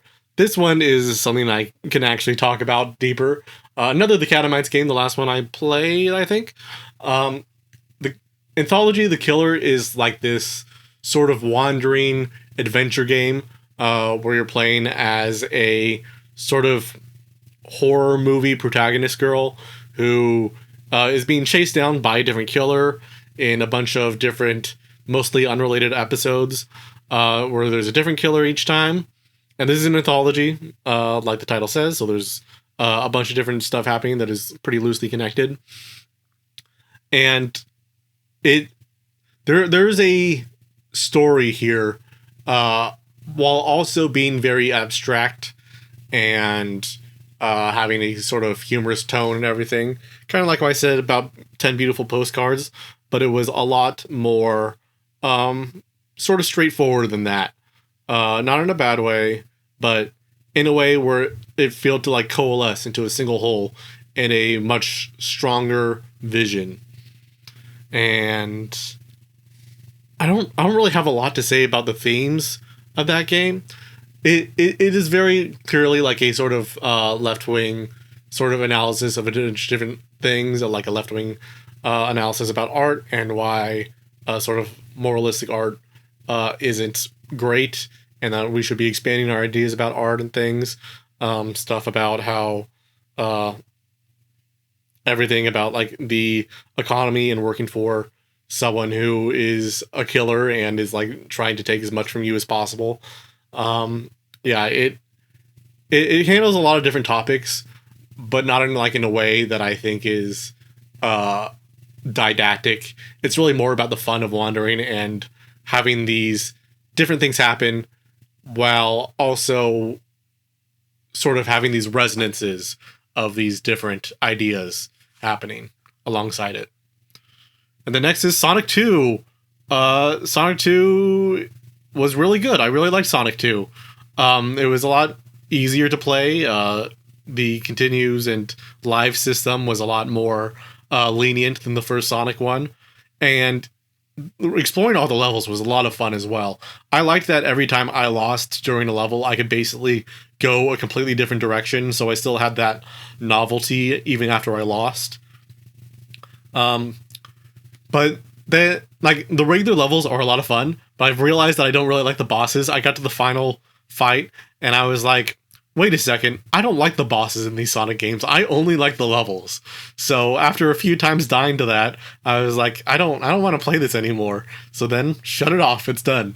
No more Sonic 2, even though I had a lot of fun with 90% of the game. I just have no feeling like I want to actually beat it and beat the final boss. I just want to play through all the levels. And then I played Chasm. What was Chasm? I think I'm like 90% sure Chasm was a Metroidvania. Looking up. Yeah, this was a procedural Metroidvania, but it wasn't like something like a Robot Named Fight where you can get through the whole level in one go. This was like a full procedural Metroidvania whole game. And I assume it takes like hours and hours to actually beat. I've only been like the first 2 stages of it, I would say. Which is, I don't know, it's not a style I really like. It seems to have a combination of it takes a lot of the downsides of both the Metroidvania and roguelike genre without having something new to make it work. Like with the Metroidvania genre, it's really cool to have that sort of structured world that's created by a designer very thoughtfully, so you can go around the entire stage and world in a guided way where you can have time to explore, but you're also being guided into the next area pretty subtly. And the roguelike genre is that you have a lot of randomization and a lot of there's a lot of joy in the novelty of each run and how things are going to be different. But in this game, it means that you sort of have an unstructured Metroidvania where the way the world is designed doesn't always make a ton of sense. And also the items and the weapons aren't particularly interesting. Like with a Robot Named Fight, a game I don't love, but I find interesting. You get a whole lot of different items and they all work in really interesting ways, and the runs are pretty short. You can beat a Robot Named Fight in less than an hour for basically any seed. But for this game, if it would take hours and hours to actually beat one of these Metroidvania levels, so not worth it. Not a big fan of Chasm. I'm pretty sure it's Chasm. Whatever. Can't edit this out. Too bad. I said I wouldn't do it. So next is Even Cowgirls Bleed. This is when I'm starting to do some of my Christine Love games. I really like Christine Love's games. And I'd only played a few of them. I played Digital Love Story, Don't Take It Personally, Babe, It Just Ain't Your Story, and Analog and Hate Plus. Those are the Christine Love games I played, and I decided to go and play a bunch of the rest of them. Even Cowgirls Bleed, I only played for like 5 minutes. It's like an interactive fiction twine game. Basically, the gimmick of this one is that your only interaction is to shoot in a game, in a sort of romance game. And the fact that all you can do is holster your gun and shoot things. And if you hover over certain words, then you're going to shoot whatever that word depicts. Like if there's a word called hat and you hover over the word hat, then that means you're shooting the hat, which I think is really interesting aspect of the interface. But I'm not sure why I'm saying but here. I think it's a really cool concept, and it's a little bit short, and it ends up like coalescing into a game about how this protagonist is ruining her own relationships because all she can do is shoot. It's not something I can really take. It's not something meant to be taken seriously, and I don't take it very seriously. But the themes and emotions still work despite that. It's a very comedic game, but it's also a very sad and personal game. But yeah, really good. It's cool. I played a lot less games than I thought this month. Probably like 5 hours total, it looks like. Yeah, but I'm going to go and continue this into July for the next few games I played. May as well keep it going strong. July, here we go. Getting the Car Loser. This is more Christine Love. It's a JRPG that is very clearly inspired by like Persona 5. It has a sort of battle system where each button is attacking, is a different attack by a different character. And you have some choice in the way that these characters are made before the fight, but not during the fight. And the battle system in this game really, it's fine. It's tolerable, but really the reason to play this game is for the story. And the story is pretty decent. It's pretty closely aligned to the genre. Getting the Car Loser. For the first 2 chapters, it's basically like wandering around, fighting the bad guys. And the bad guys are pretty stereotypically bad. But the third act, without spoiling it, is really something special. The third act, basically everything that happened so far, the entire structure of the game seems like it's in service to the third act and what it's going to do. Yeah, the third act basically subverts the entire interface of the game, where like one of the options in this game is during the dialogue you have a bunch of different responses that you can do, each one tied to an emotion. But in the third act, you lose a lot of those different emotions and ways that you can respond to things, and you can still see them visibly, but you're not able to select them, and you can only select one. And that's a really basic way of doing that's a really basic example of what the third act is doing. There are a lot of other cool stuff that it's doing, and I don't want to spoil it, but yeah, really if I could play that third act without having to play the rest of the game, I would. The rest of the game is fine. It's like I said, very very generic, as in it is aligning to the genre, which isn't a bad thing, but it's not something that I personally love. So, yep. Getting the Car Loser, pretty okay. Next Christine Love game, Don't Take It Personally, Babe. This was one of my favorite games when I was younger. It really, this was a replay for me. I loved Don't Take It Personally, Babe. It Just Ain't Your Story. It's kind of hard to describe. So you're playing. This is a visual novel where you're playing as a teacher, and you're able to look at all the social media that your students are posting and their private messages too. And it ends up being a game about sort of internet privacy and the way that it's sort of like being back then in like 2011, I want to say, internet privacy is being destroyed, but now we don't really have a lot of internet privacy at all, which makes this a really interesting time relic, I would say.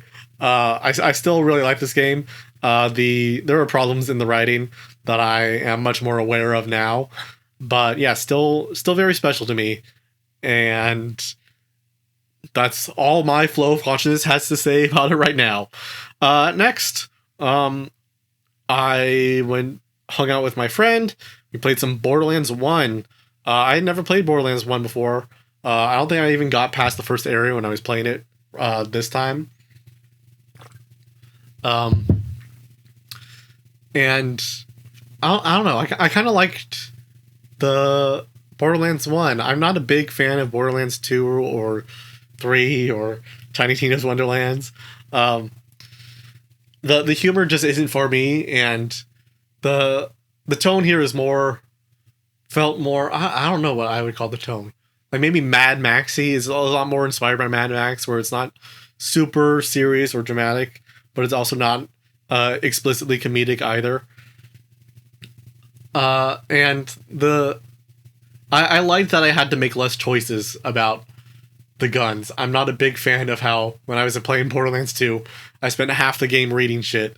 For this one, if I saw a gun was very slightly better, I was like, okay, I'll take that. But most of the time, I didn't have to read very much stuff, which was a blessing. Wonderful. Anyway, after that, I played more Rock Band 4. Rock Band 4, I already talked about it. I think I've talked about it a few times. I play a lot of Rock Band 4 with my friends. It was fun. Yep. Deep analysis is what you come to me for. Okay. Now is where my list ends, and I need to talk about stuff from my memory. God, I played a few other Christine Loves games. I played Diving Deeper. I don't know the order of these. When did I play these? Okay. Diving Deeper is a visual novel that is more explicitly erotic. It's about tentacles. I don't remember very much about it, to be honest. I think I beat the whole thing. It was very short. I don't know. Also seemed pretty closely aligned to the genre, but seemed fine. Next. Oh, God. I'm really going with this one. I'm going. Okay. Other Christine Love games that I played. Some of her earlier games. Sketchbook, Schoolgirls in Love, and Other Sort of Heartbreak. This is a very dark, linear visual novel. It's like a high school sort of romance kind of game. And I was surprised by how well written it was, to be honest, for a lot of Christine Love's early work. But yeah, there's this really cool aspect where it's presented as this child's journal. It's all done in the art is done in crayon in the beginning, and the artwork is kind of simple. And the cool part is that like halfway through the game, the color is all gone as she like goes through some traumatizing events. And at some point the color comes back, which is all nice and good. It's a interpersonal kind of I want to say melodrama. Yeah, I have nothing deep to say off the top of my head, so I'm moving on to the next one. Okay. Cell Phone Love Letter, another Christine Love game. Visual novel, presented through a BlackBerry. This is her first game. Didn't like it very much. Moving on. Heart of Fire. The second earliest Christine Love game. It's a JRPG made within what I'm pretty sure is Ren'Py, a visual novel engine. And I played a few battles in this one. Really did not enjoy it. That's all I have to say about it. And then I think I'm good. I think that is all the games I have to talk about. I'm currently playing Lady Killer in a Bind, so transition to Lady Killer in a Bind in a little bit. I apologize for this flow of consciousness thing. I realize I say a lot, and I use but when I do not know what I'm going to say next. So that's something about me. Okay, June and first week of July is over. Next is Lady Killer in a Bind. Bye. Oh my god, I am so far behind. It is now October. Fuck. I feel really bad that I promised myself not to edit. I have no idea what I was thinking there. From now on, I'm going to be editing these things, because that was such a drag. But yeah, I've been quite busy. I've still been playing games, but I have fallen behind on this project of mine. It's a lot more work than I thought it was going to be when I started this 10 months ago. But I'm gonna keep with it. I'm gonna finish this thing, so now I'm going to be going over all the games that I've played in that period of time, and a lot of the games that I missed when I did that free-flowing idea thing just a few minutes ago for you, but was now like 3 months ago for me. Again, I am so sorry. Here we go. Fire Emblem Radiant Dawn.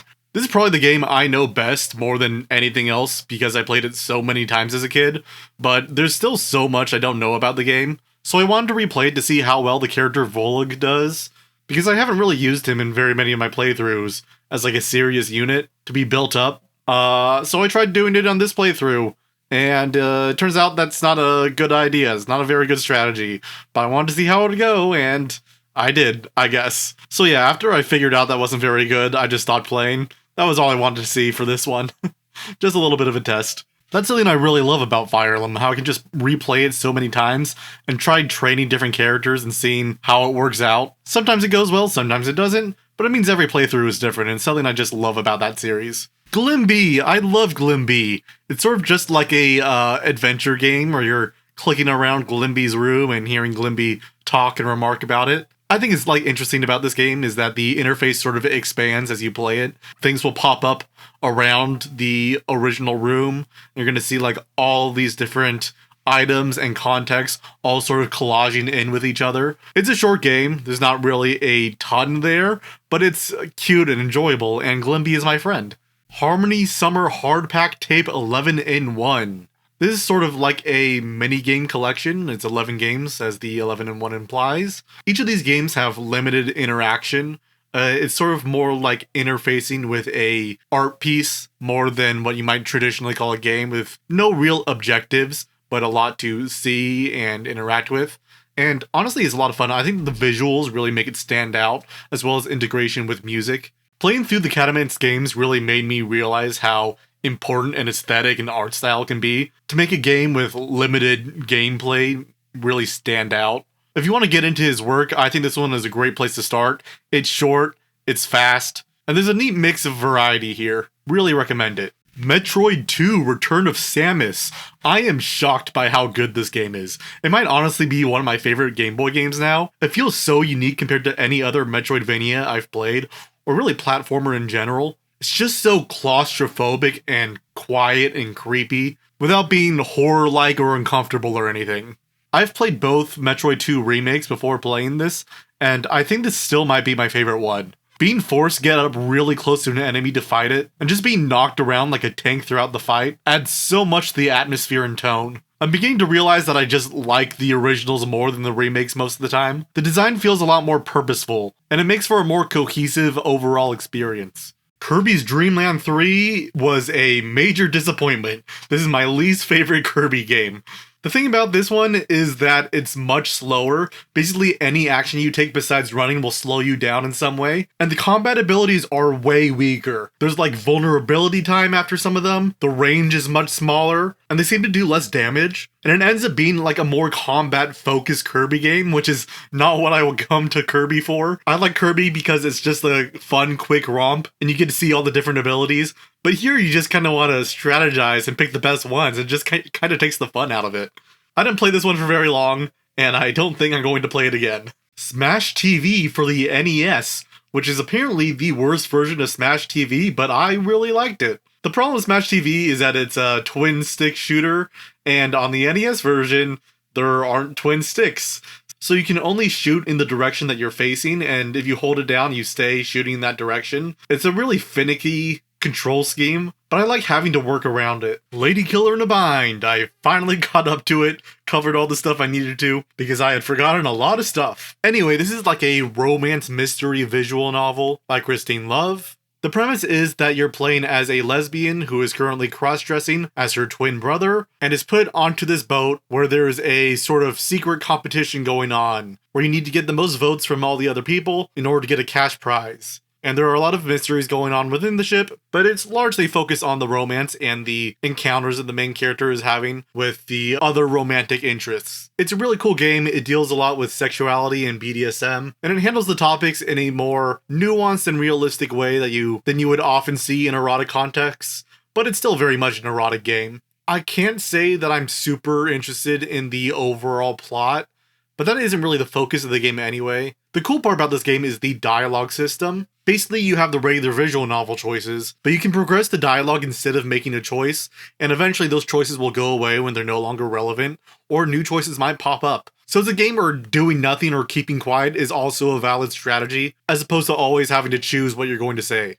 Digital: A Love Story. This is going to be the last Christine Love game I talk about in this video. This is one of the first visual novels I ever played, and I love it so much. It is great. And revisiting it has been even better. The plot basically revolves around you operating this old computer set in the 1980s and meeting another user on there. The protagonist and her basically fall in love, but then one day she disappears and you have to find her. I think it's just really cool to operate this old computer and reading message boards and everything. It has its own unique culture and setting, and it just feels so cozy and retro. I would say this is like the best paced game I've played in a very long time. It really feels like a blockbuster movie in its structure, very quickly getting you in between plot points without like having to dwell on them for a long time. And all the like quote-unquote hacking that you do within this game feels satisfying.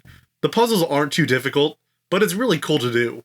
Wario Land, Super Mario Land 3. I honestly don't know what I was expecting with this one. I like the other Wario Land games, but this one just felt really slow and awkward. It's another very combat-focused platformer with awkward movement. And like the combat isn't interesting. I don't have to do like spacing or anything to make sure that I'm approaching a fight in the right way. I just kind of run around, throw things, and hit people. I'm not really quite sure what the appeal is in this.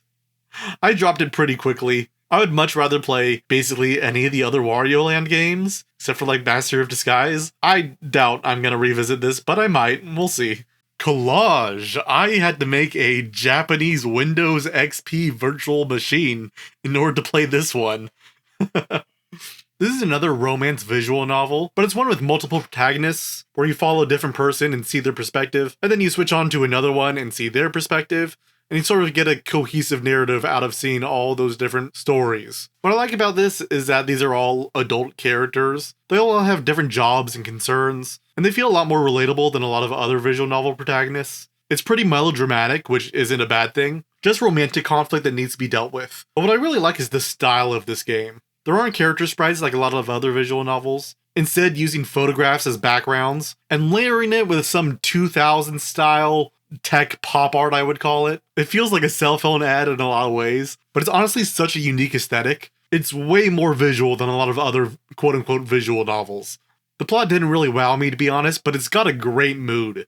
V. This has got to be one of the best platformers ever made. I love V. It's a game where instead of jumping, you flip around the gravity, so you can go on the ceiling or on the floor, and it gets a surprising amount of mileage over that mechanic. More and more is added throughout the game, and it moves forward really quickly. Like, this is only about 2 hours long, but it feels even bigger than a lot of other Metroidvanias. Also, some of the best music out there. I love the music in this game. What's key to making it work is that it's a very difficult game. Each challenge can take dozens of tries to get through, but there's tons of save points. Basically, any challenge you get, there's going to be a save point behind it. So you're just going back and back to it every time you fail. There's like no downtime in this. It's wonderful. Super Hexagon. This is a rhythm game where you plays a little triangle rotating around a hexagon, and you need to avoid falling blocks that are coming near you in line to the music. Which sounds pretty basic, but it's a really difficult game. You gotta do things really quickly, and the controls are extremely sensitive, and they take a little bit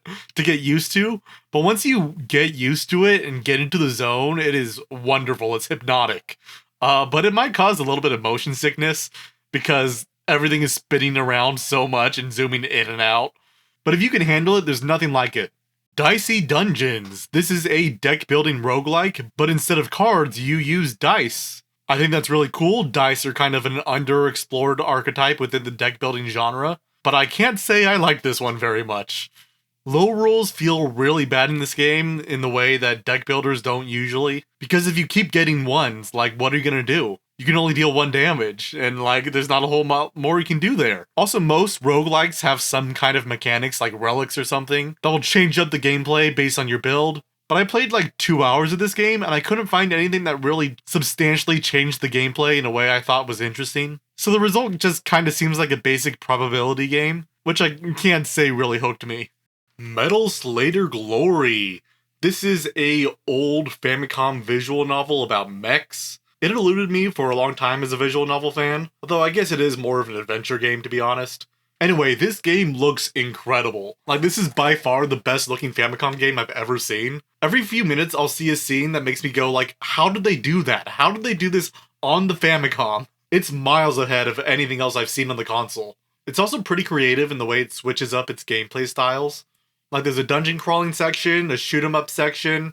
It's wild how ambitious this is for a Famicom game. I've watched the opening scene like probably a dozen times, because it just looks so good. Super Mario Bros. 3. I'm pretty sure this is the first video game I ever played, or at least the first one I played on the console, I guess. I played the Game Boy Advance version, and this is really the first time I beat the original version. I played this over and over and over again as a kid. I was practically speedrunning it by the end, but now it's a little bit more difficult. I can't speed through levels like I used to. Not sure that's about reaction time or my lack of knowledge about the game, but either way, it is just as fun. I love Mario 3. The trouble is, it's kinda hard to pinpoint why. I'm not sure if it's just due to nostalgia or something else. I love how satisfying it is to run through this game. They get a surprising amount of mileage out of all the mechanics, and the amount of variety in each world while still keeping the fundamentals the same is really admirable. There's your classic precision platforming, there are the puzzles that are surprisingly engaging, and all of the secrets you can find from exploring around while still sticking to the level system. I like this game quite a bit more than Super Mario World, because I feel like I can stick to the level if I want to, but exploring is still very much an option. Super Mario Bros. 2 The Lost Levels. This game is fascinating. I hate it, but I also kinda like it. It is antithetical to basically every single Mario game. Instead of rewarding you for exploring and finding secrets, this game seems to actively discourage it because you might find something that will just kill you or warp you back to an old world. So instead, I played this game like incredibly cautiously and only going forward instead of trying to explore and find things. Because I don't know, at any given moment, something might screw me over. And maybe because of this, the game was a little bit too hard for me. I did not want to keep going through the trial and error of figuring out what I'm supposed to do and what I'm not supposed to do. The whole game feels like walking on eggshells. But at the same time, isn't that worth experiencing? Just a little bit? Super Mario Brothers. It's a good game. 2048, I bought a smartwatch and I was fiddling around with apps. And I saw that 2048 was an app I could play on my smartwatch. And I was like, you know what? I'll play 2048. So I played 2048 and I got it on the first try. Pretty happy with that. Does everyone still know what 2048 is? Do I need to explain what it is? I think so. It'll be fine. Whatever. The Legend of Zelda. You're never gonna believe this, but The Legend of Zelda is a good game. I don't know why it took me so long to figure that out. I had played this game probably a dozen times throughout my lifetime, and I'd keep on, like, falling off after maybe the first dungeon at the most.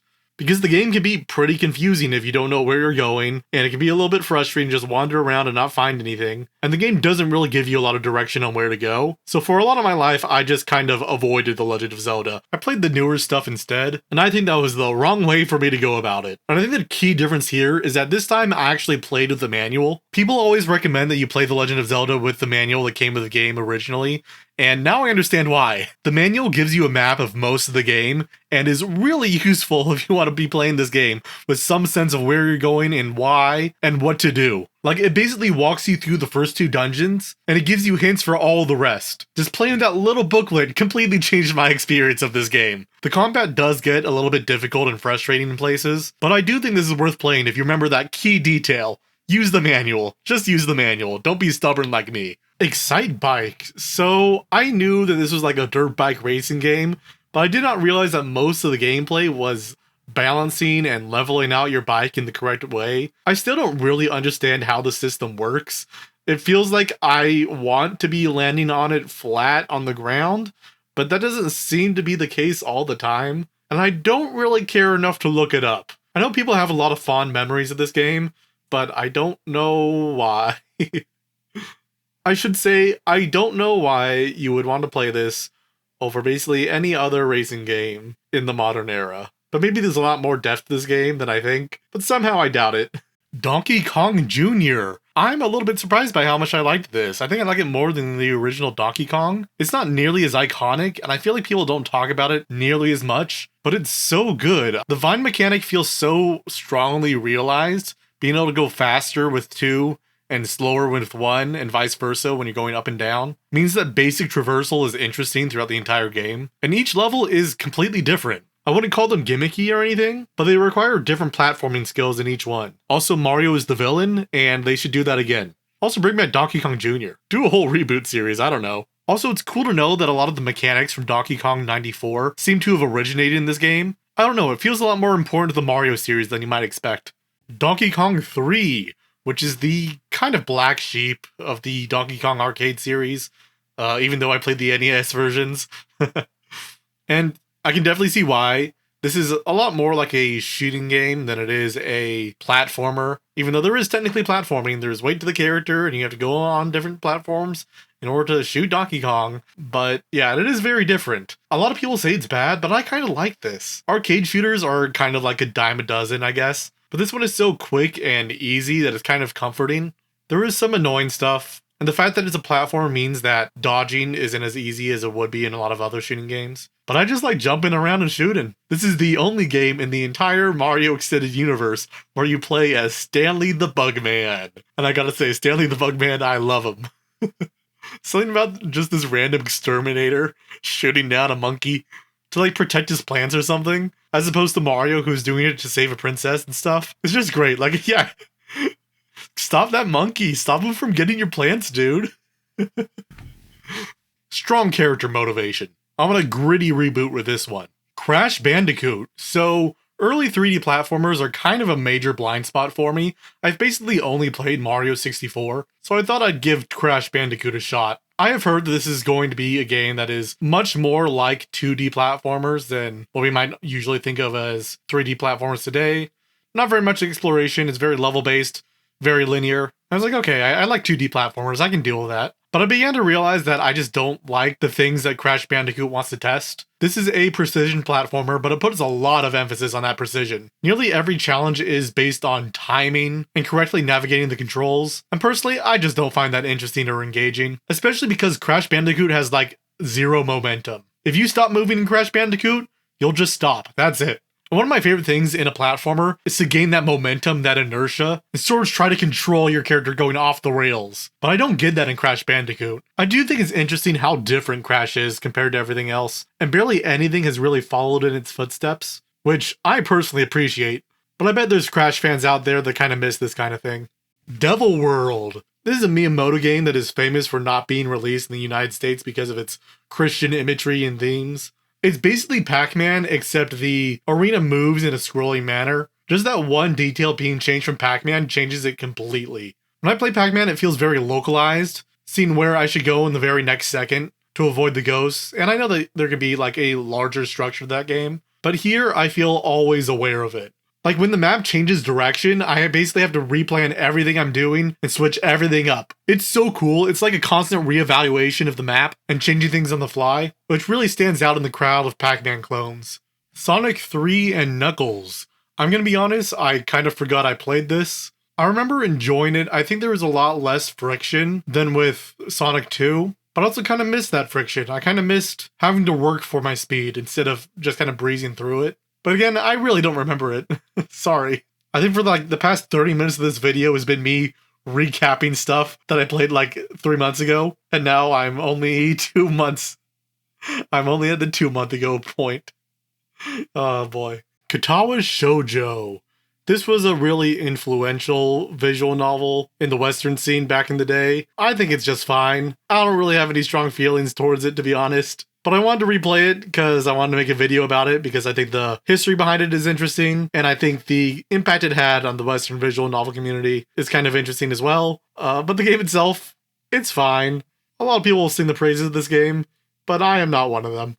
De Baron. This is a text adventure, which I'm pretty inexperienced with, but this is less of an adventure game and more of a philosophical thought experiment related to ethics and guilt. It deals with a lot of heavy themes. I don't want to get too much into it, but it is interesting to use the text adventure format for a thought experiment. Basically, I think that the ethical situations that this game poses aren't the strongest or most interesting to compare, but it is an early example of trying to do more serious work within the context of a game. So that's something. I really don't want to get too much into it because of the darker themes. If you want to hear me talk about this game more, you can listen to me talk about it on my Secret Boss podcast, like most of the games I've been covering for the last few months. But I think that's especially true here because I don't want to get into the weeds right now. Turandot. This is a romance interactive fiction game that revolves around the Princess Turandot kidnapping a guy and making him go through a labyrinth in order to win her affections. I didn't know that's what it was about when I was going into it,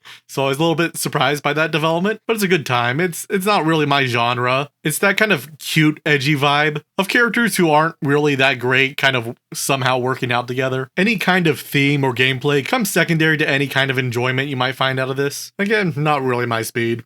Poke-Emblem. This is a fan game that is a mix of Pokemon and Fire Emblem, more heavily leaning towards the latter. I love both of these series, so I was pretty excited to find a game that was combining them both. But I have to say, it works a lot better on paper than it does in practice. A real strength of both series is the speed and ease of their user interfaces. Basically, anything you want to do in either of these games will perform any action and give you any information you need within only a few button presses. But here, navigating the menus is a little bit complicated. There's simultaneously a lot of things that you need to do at any given fight, and not a lot of challenge when doing it. And the commitment to keeping the original map of Pokemon means that levels aren't really tactically interesting. Lots of open fields and hallways which don't really work in the new format. The game formerly known as Hidden Nazi Mode. I am so happy to be talking about this game. It is fascinating. This is catnip for someone like me, to be honest.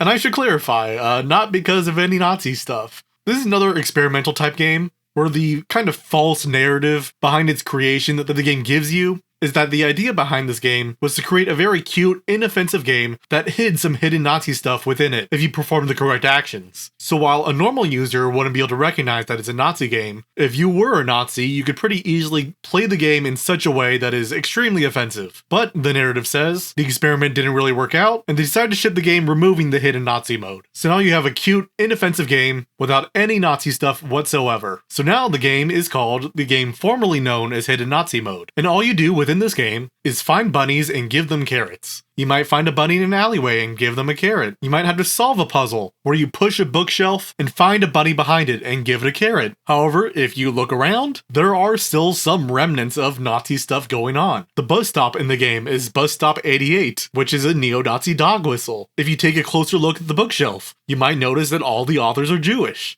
And if you have the protagonist look at some food, they will suspiciously dislike all the Jewish foods. So in the end, it becomes a game arguing against the idea that you can simply remove offensive content because there will always be something underneath it. And there is also yet another criticism within the game, because years and years after its release, people found out that there was actually a hidden Nazi mode within the game. If you perform a different set of actions than the one provided to you, you can then learn that there is still a hidden Nazi mode where you play as a Nazi. Except instead of carrots, your character gets a gun. And instead of finding bunnies behind bookshelves, it gets a lot worse. It stops the game like immediately afterwards, because you're not actually supposed to play hidden Nazi mode. But the idea behind it is fascinating. I'm trying really hard to keep it short and being considerate to anyone who doesn't want to learn about the details, but it is such a fascinating game. If it sounds like something that interests you, I highly recommend it. But again, be aware of the content warnings here.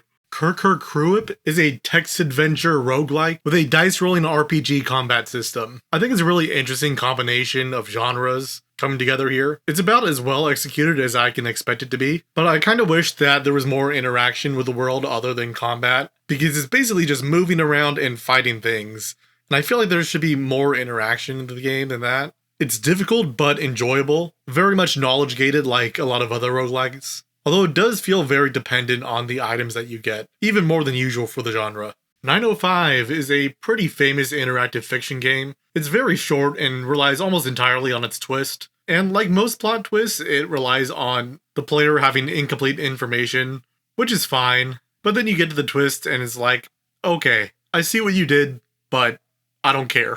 But because it's so short and digestible, it's pretty easy to recommend as someone's first text adventure game. So there is that, I guess. Magic the Gathering Arena. I don't know how this happened, but my friend got me back into Magic. It's terrible. Magic is such a well-designed card game, but I hate the monetization strategies. It's especially bad online, because the best format, which is limited where you're basically drafting random cards, either costs money or requires lots of grinding to do, which is very frustrating. I don't like doing that. But right now, the current draft is Spider-Man, which everyone hates, including me, so hopefully that will encourage me to stop playing for a while. We'll see.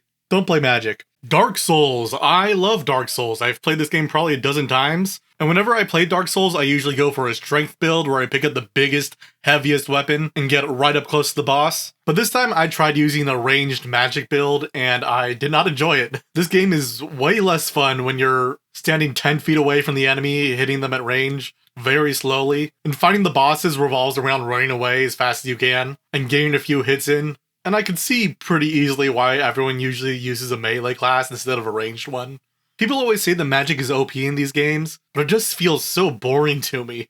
I couldn't stick with it. It's amazing how build droids can change one of my favorite games into something I just don't want to play. Like, I guess it's a good thing there's diversity, but do people like playing these games with magic? Because it seems like everyone I know uses a melee build. Whoever you magic people are, I'm glad you exist. Astrobot. I've been wanting to play this game for a long time, but I don't have a PS5 and I don't want to get one, so I played it on my friend's system. I have to say, I was really excited about this, hearing all the praise for it, and it is very good, but I can't help but feel a little bit disappointed. I really liked Astro's Playroom as like a little tech demo, but playing a full game revolving around Astrobot just made me realize how limited his moveset is. You can basically only jump, hover, and attack in that game, so it doesn't pass the is movement fun test for me. I think that's the most important thing for a platformer to do, but Astrobot prefers to make its gameplay revolve around the levels instead of movement, and these levels are very pretty and fun to explore, but the fact that my movement is so limited means that it always feels like it's missing something.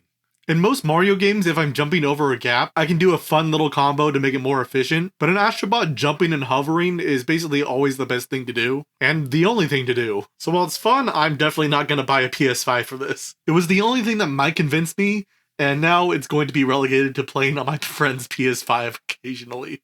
Baby Steps. Now let's get to a real 3D platformer. So Baby Steps is another game that Bennett Foddy is involved with very unconventional controls. Each foot is controlled with an analog stick, and the triggers will move the legs up and down. It took a while to get the hang of, but it's actually a lot easier to control than most other Bennett Foddy games. Still very easy to make mistakes with, but pretty easy to learn. I'd probably recommend this before I would do that with QWOP or Getting Over It. I'm not sure yet if I like it more than those games, but it is a lot more casual and easy to play. It never feels unfair like a lot of other similar games would. It's not super punishing, but it is punishing. And this one absolutely does pass the is movement fun test. I love walking around in this game. It's so silly and interesting to do. I was also a little surprised by how much I like the story in this game. It has an irreverent, silly tone to it, but also gets surprisingly sweet. Like Getting Over It, this game is kind of a commentary on difficulty in games. But interestingly, it seems to be on the side of not forcing yourself to do a challenge and being okay with accepting help. And I don't know, it's very sweet. This is my cozy game, I guess. I haven't played a lot of 2025 games, so this is probably going to be my game of the year that actually came out this year. It's just so good, I love it. Sylvie Lime, we are getting into some Sylvie games now. This is a platformer Metroidvania where the main gimmick is that you can turn into a lime, and when you turn into a lime, you keep the same momentum while moving around like a bouncing projectile. It's a cool movement system, and it's fun to learn and master, but where this game really shines is the amount of secrets and exploration it has. Something I really like about Sylvie's games is that they are willing to give you items that are extremely broken that basically no other game designer would put into their game because of how they break the game in half and any challenge within it sometimes. I still dropped it pretty quickly because it's really difficult and I didn't want to deal with it. But the time I had with Sylvie Lime was a dime. I don't know if that makes sense, but I'm keeping it. Leave it in. Cat Planet. This is a game where you play as an angel and you go around trying to find cats. It's relatively simple at first, but it really tests your platforming limits later on. I spent probably the first 5 minutes breezing through it. I spent the last 15 minutes just banging my head against the wall for the last few levels. I think I really like cute games that are extremely difficult. Something about the contrast and how difficult games are usually perceived feels unique and is a lot of fun for me. Like, yeah, I'm gonna spend 10 minutes resetting my game so I can get that cat.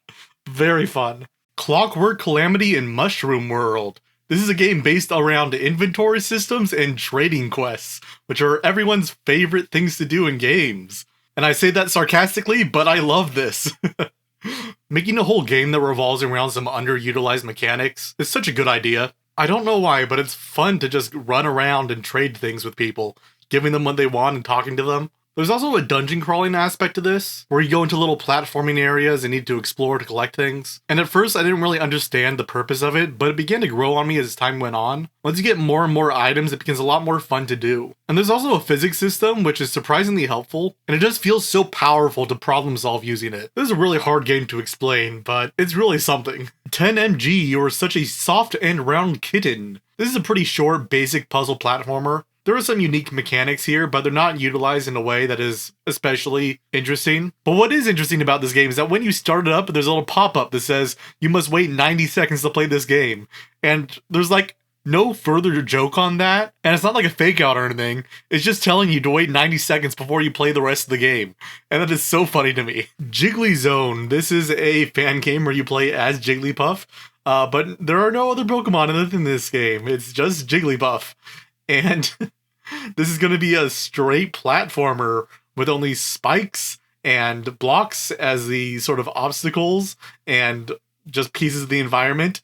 And it is incredible. It uses this basic mechanic so well. And I don't know why.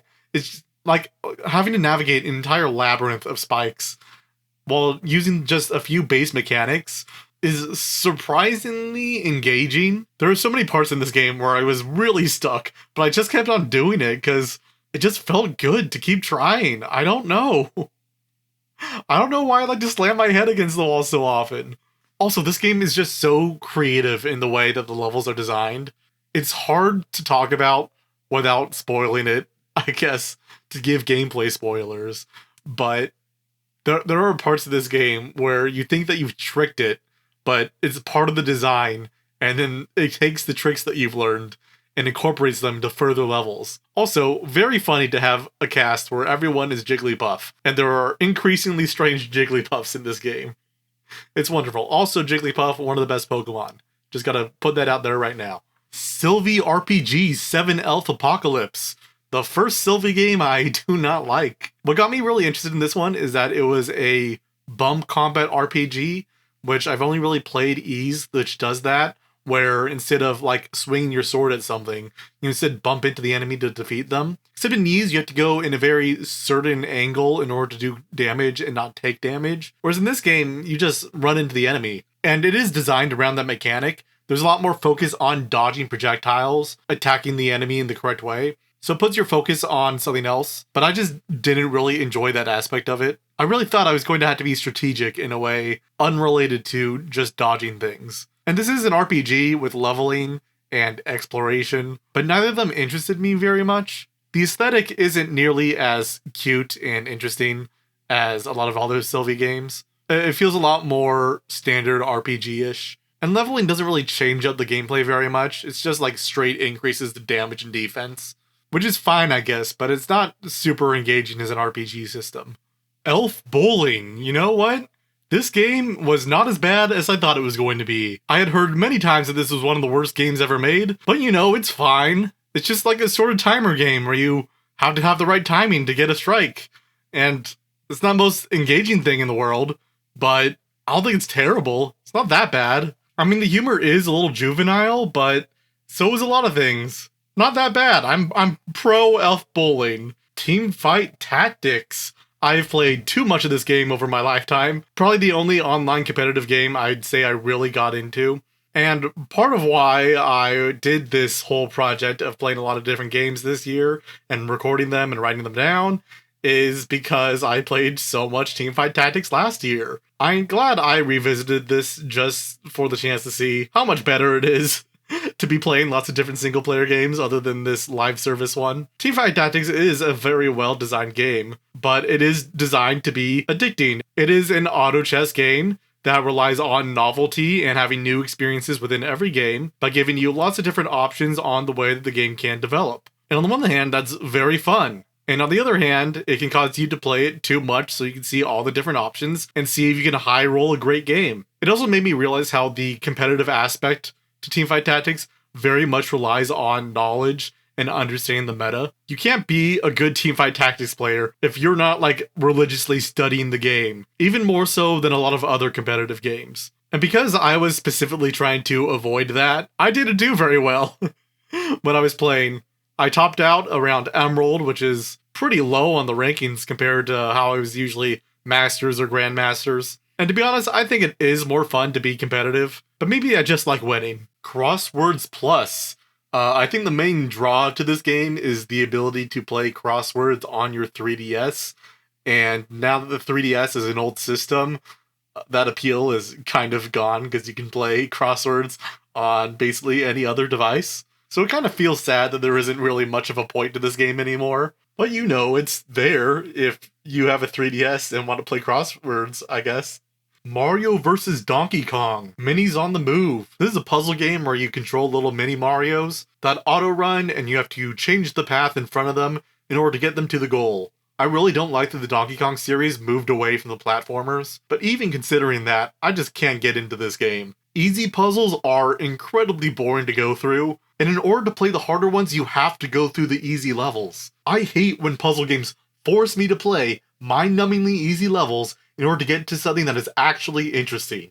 I understand the mechanics, they're pretty simple. If some kid decides that they want to go for the hardest levels and it's too much for them, then they're gonna learn. Just let me play the real levels. Mario vs. Donkey Kong. Tipping Stars. This is a puzzle game where you control little mini Marios that auto run and you have to change the path in front of them in order to get them to the goal. I really don't like that the Donkey Kong series moved away from the platformers, but even considering that, I just can't get into this game. Easy puzzles are incredibly boring to go through, and in order to play the harder ones, you have to go through the easy levels. I hate when puzzle games force me to play mind-numbingly easy levels in order to get to something that is actually interesting. I understand the mechanics, they're pretty simple. If some kid decides that they want to go for the hardest levels and it's too much for them, then they're gonna learn. Just let me play the real levels. Half-Life 2. I am so disappointed by Half-Life 2, so I'm just going to ramble about it for a while. I really liked Half-Life 1. It was so fast and engaging. It was a very simple story where you're just trying to get out of this area, and the story beats were simple but tense and exciting. But Half-Life 2 is way slower. The walking speed is like cut in half. There are a lot of plot-focused scenes that really don't go anywhere, and the gimmicks and the puzzles just grind the game to a halt. I don't understand why they decided to go so plot-focused in this game. Like, the plot isn't very interesting, and it doesn't really build on top of Half-Life 1 at all. Like, Half-Life 1 is about slowly discovering how corrupt the facility has been.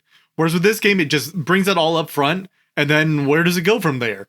It doesn't really have a lot. It's just like, okay, you're in a dystopia, right? And now you're going to have to fight this dystopia, and you're going to do that by killing a bunch of people, and you're going to do that by going to wherever the resistance is. And does it really build on those politics at all? Not really. It doesn't have to, but it has to do something interesting, right? And it doesn't do anything interesting. It's just like, this is the bad guy that's going to be killing all these people, and you're going to have to stop him. And it's like, okay. And I would be okay with that if it was like Doom or something, and that was all that needed to be done. But it is spending so much time focusing on that, so much dialogue spent on this evil empire that isn't really inherently interesting. I can see how innovative this would have been on release, but right now I can compare it to a dozen other things that I think are just better than this on both a story and gameplay level. And I can't help myself to compare this to Half-Life 1. Half-Life 1 is so much better. There's probably a dozen moments in Half-Life 1 I can think of as like my favorite moments in shooters, whereas the most memorable part of Half-Life 2 for me is this stupid catching minigame that you are forced to play and like doesn't build on anything. It's not plot relevant, It's not like an interesting character interaction. It's just a tutorial section. A tutorial section in the middle of the game. Half-Life 2 really seems to dedicate itself to realism in a way the previous entry didn't. Like, you can see that especially within the graphics within the game. The art direction has changed from these simple, low-poly models of early 3D into a more modern, realistic look. And they do that without changing the design much. It's way more visually busy in Half-Life 2 than it was in the previous game. Simple art style means that you can identify everything pretty easily, but a realistic art style means that you have to look around more in order to figure out what you actually need to interact with. Probably the most frustrating thing in this game for me is that there are some doors that you can interact with, and some doors that you can't. And some doors that you need to interact with in order to get to the next part of the level. There's no easy way to distinguish them. In Half-Life 1,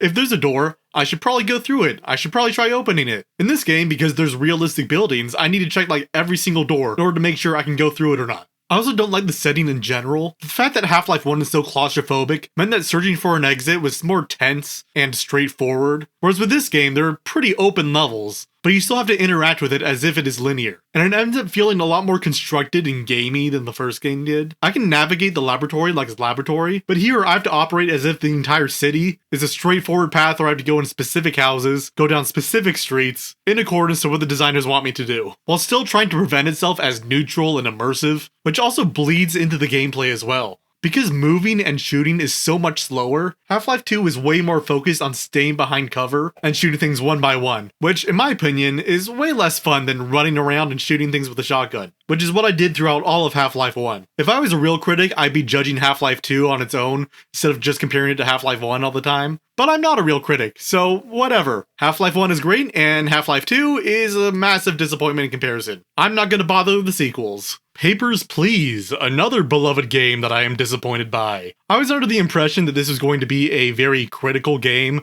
about the border. Like, the object of the game is that you're playing as a border guard, right? And you either have to approve or deny people from coming in, depending on if their information is correct or what the government says you have to do. So I was like, okay, I'm on board with that. But as I was playing the game, I was realizing that this game doesn't really want to tell me that I'm doing anything badly. Like, I basically sentence a few people to death in this game, and once that happens, they're just gone. I never have to think about them again. And I guess that is quote-unquote more realistic, but that's not how basically any other medium does it. Like, if I'm watching Schindler's List, that's a movie about a terrible authoritarian regime doing terrible things to people that don't deserve it. And it does that by showing us the perspectives of people that are not Oskar Schindler. But in Papers, Please, you never leave the perspective of the border guard. You never see what happens to the people that you put to jail, or separate from their families, or shoot and kill. That part is all off screen. It's a game that more wants to simulate a structure rather than put any criticism towards it. And I can't say that's a bad thing, but I don't think it's a good thing. When I was playing, within the narrative of the game, I was being as selfish as possible. I decided to screw over everyone I could, as long as it benefited me.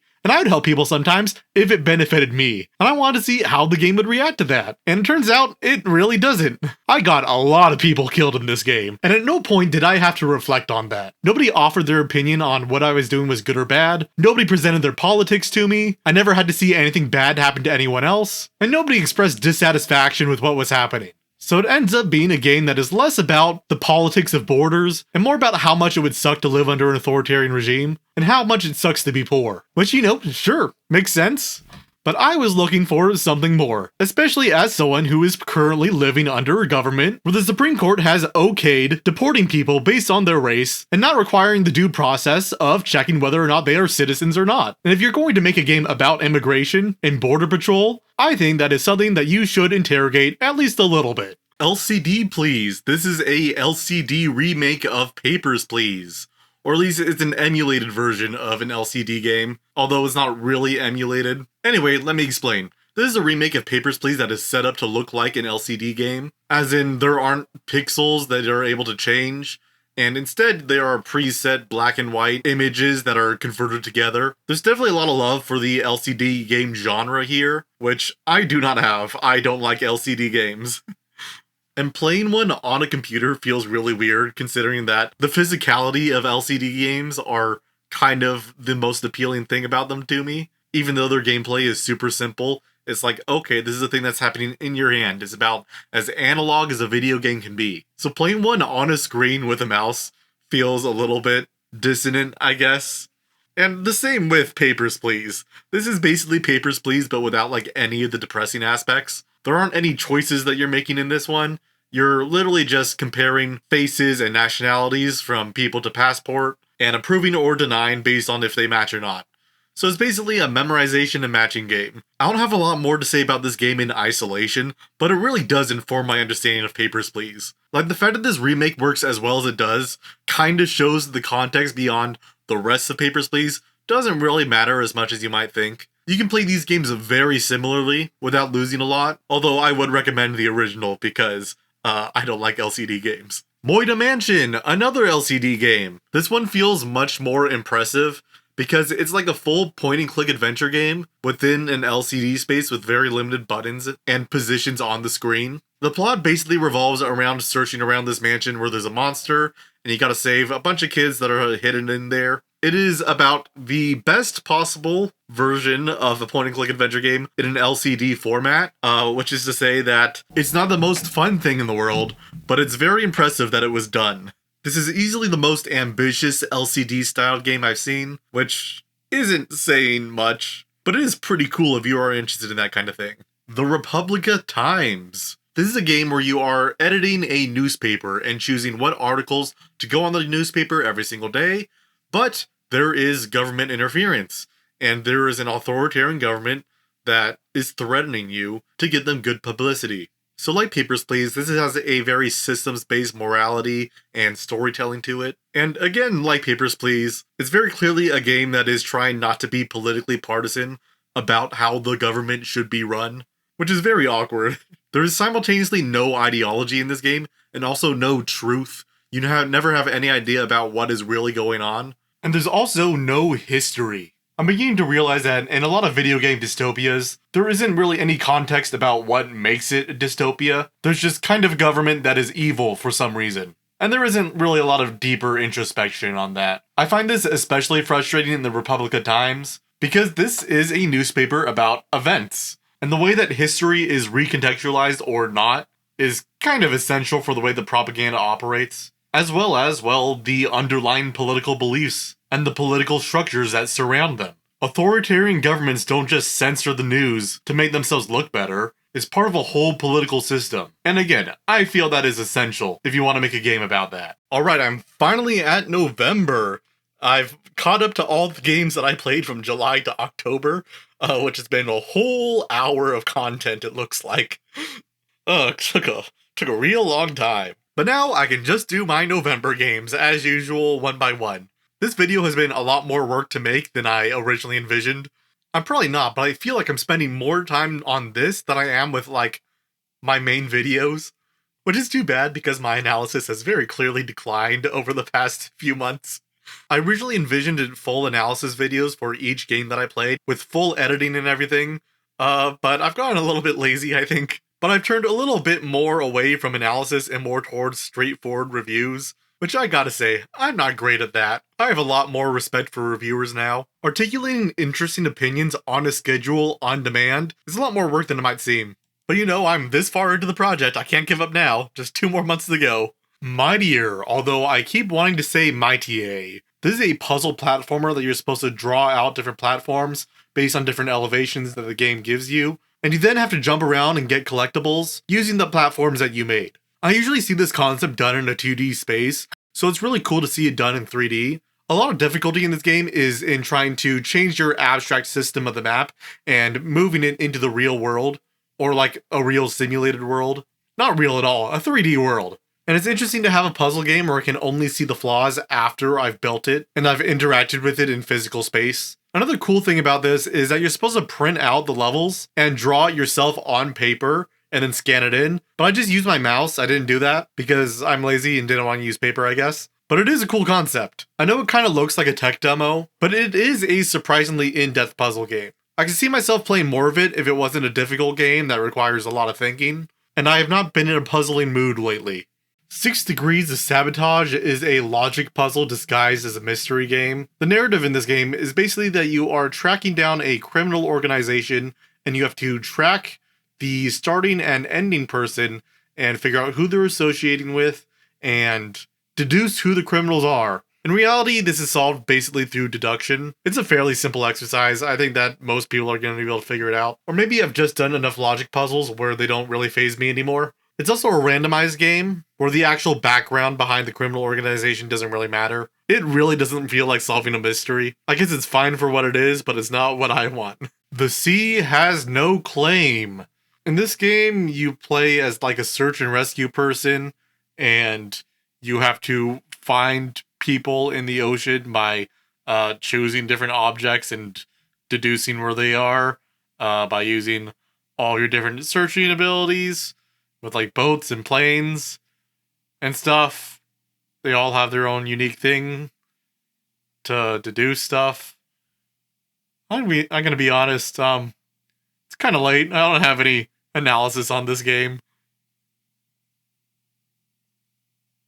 Let's move on to the next one. Unsolicited is a game where you fill out forms, and that's kind of it. I guess it's kind of a matching game where you look at what you need to fill in, and then you fill it in, and you matched it, and there is a timer, so there is tension, and I guess that makes a game, but I don't understand the appeal of this. It feels like it's trying to say something about the way that spam mail operates and how tedious it is, and perhaps how dehumanizing it can be, but that seems like a perspective that basically everyone agrees on. So it doesn't feel like a message game to me. And I have to wonder, is this supposed to be fun? Are we supposed to be enjoying filling out these forms as quickly as we can? Are games just performing labor in ways that we find enjoyable? Is paperwork a game? I really feel the need to question myself on this. This game either has so many layers or it has no layers. I think I'm leaning towards the latter, but it escapes me enough where I have to consider it. This can't just be a game about filling out forms. It can't be.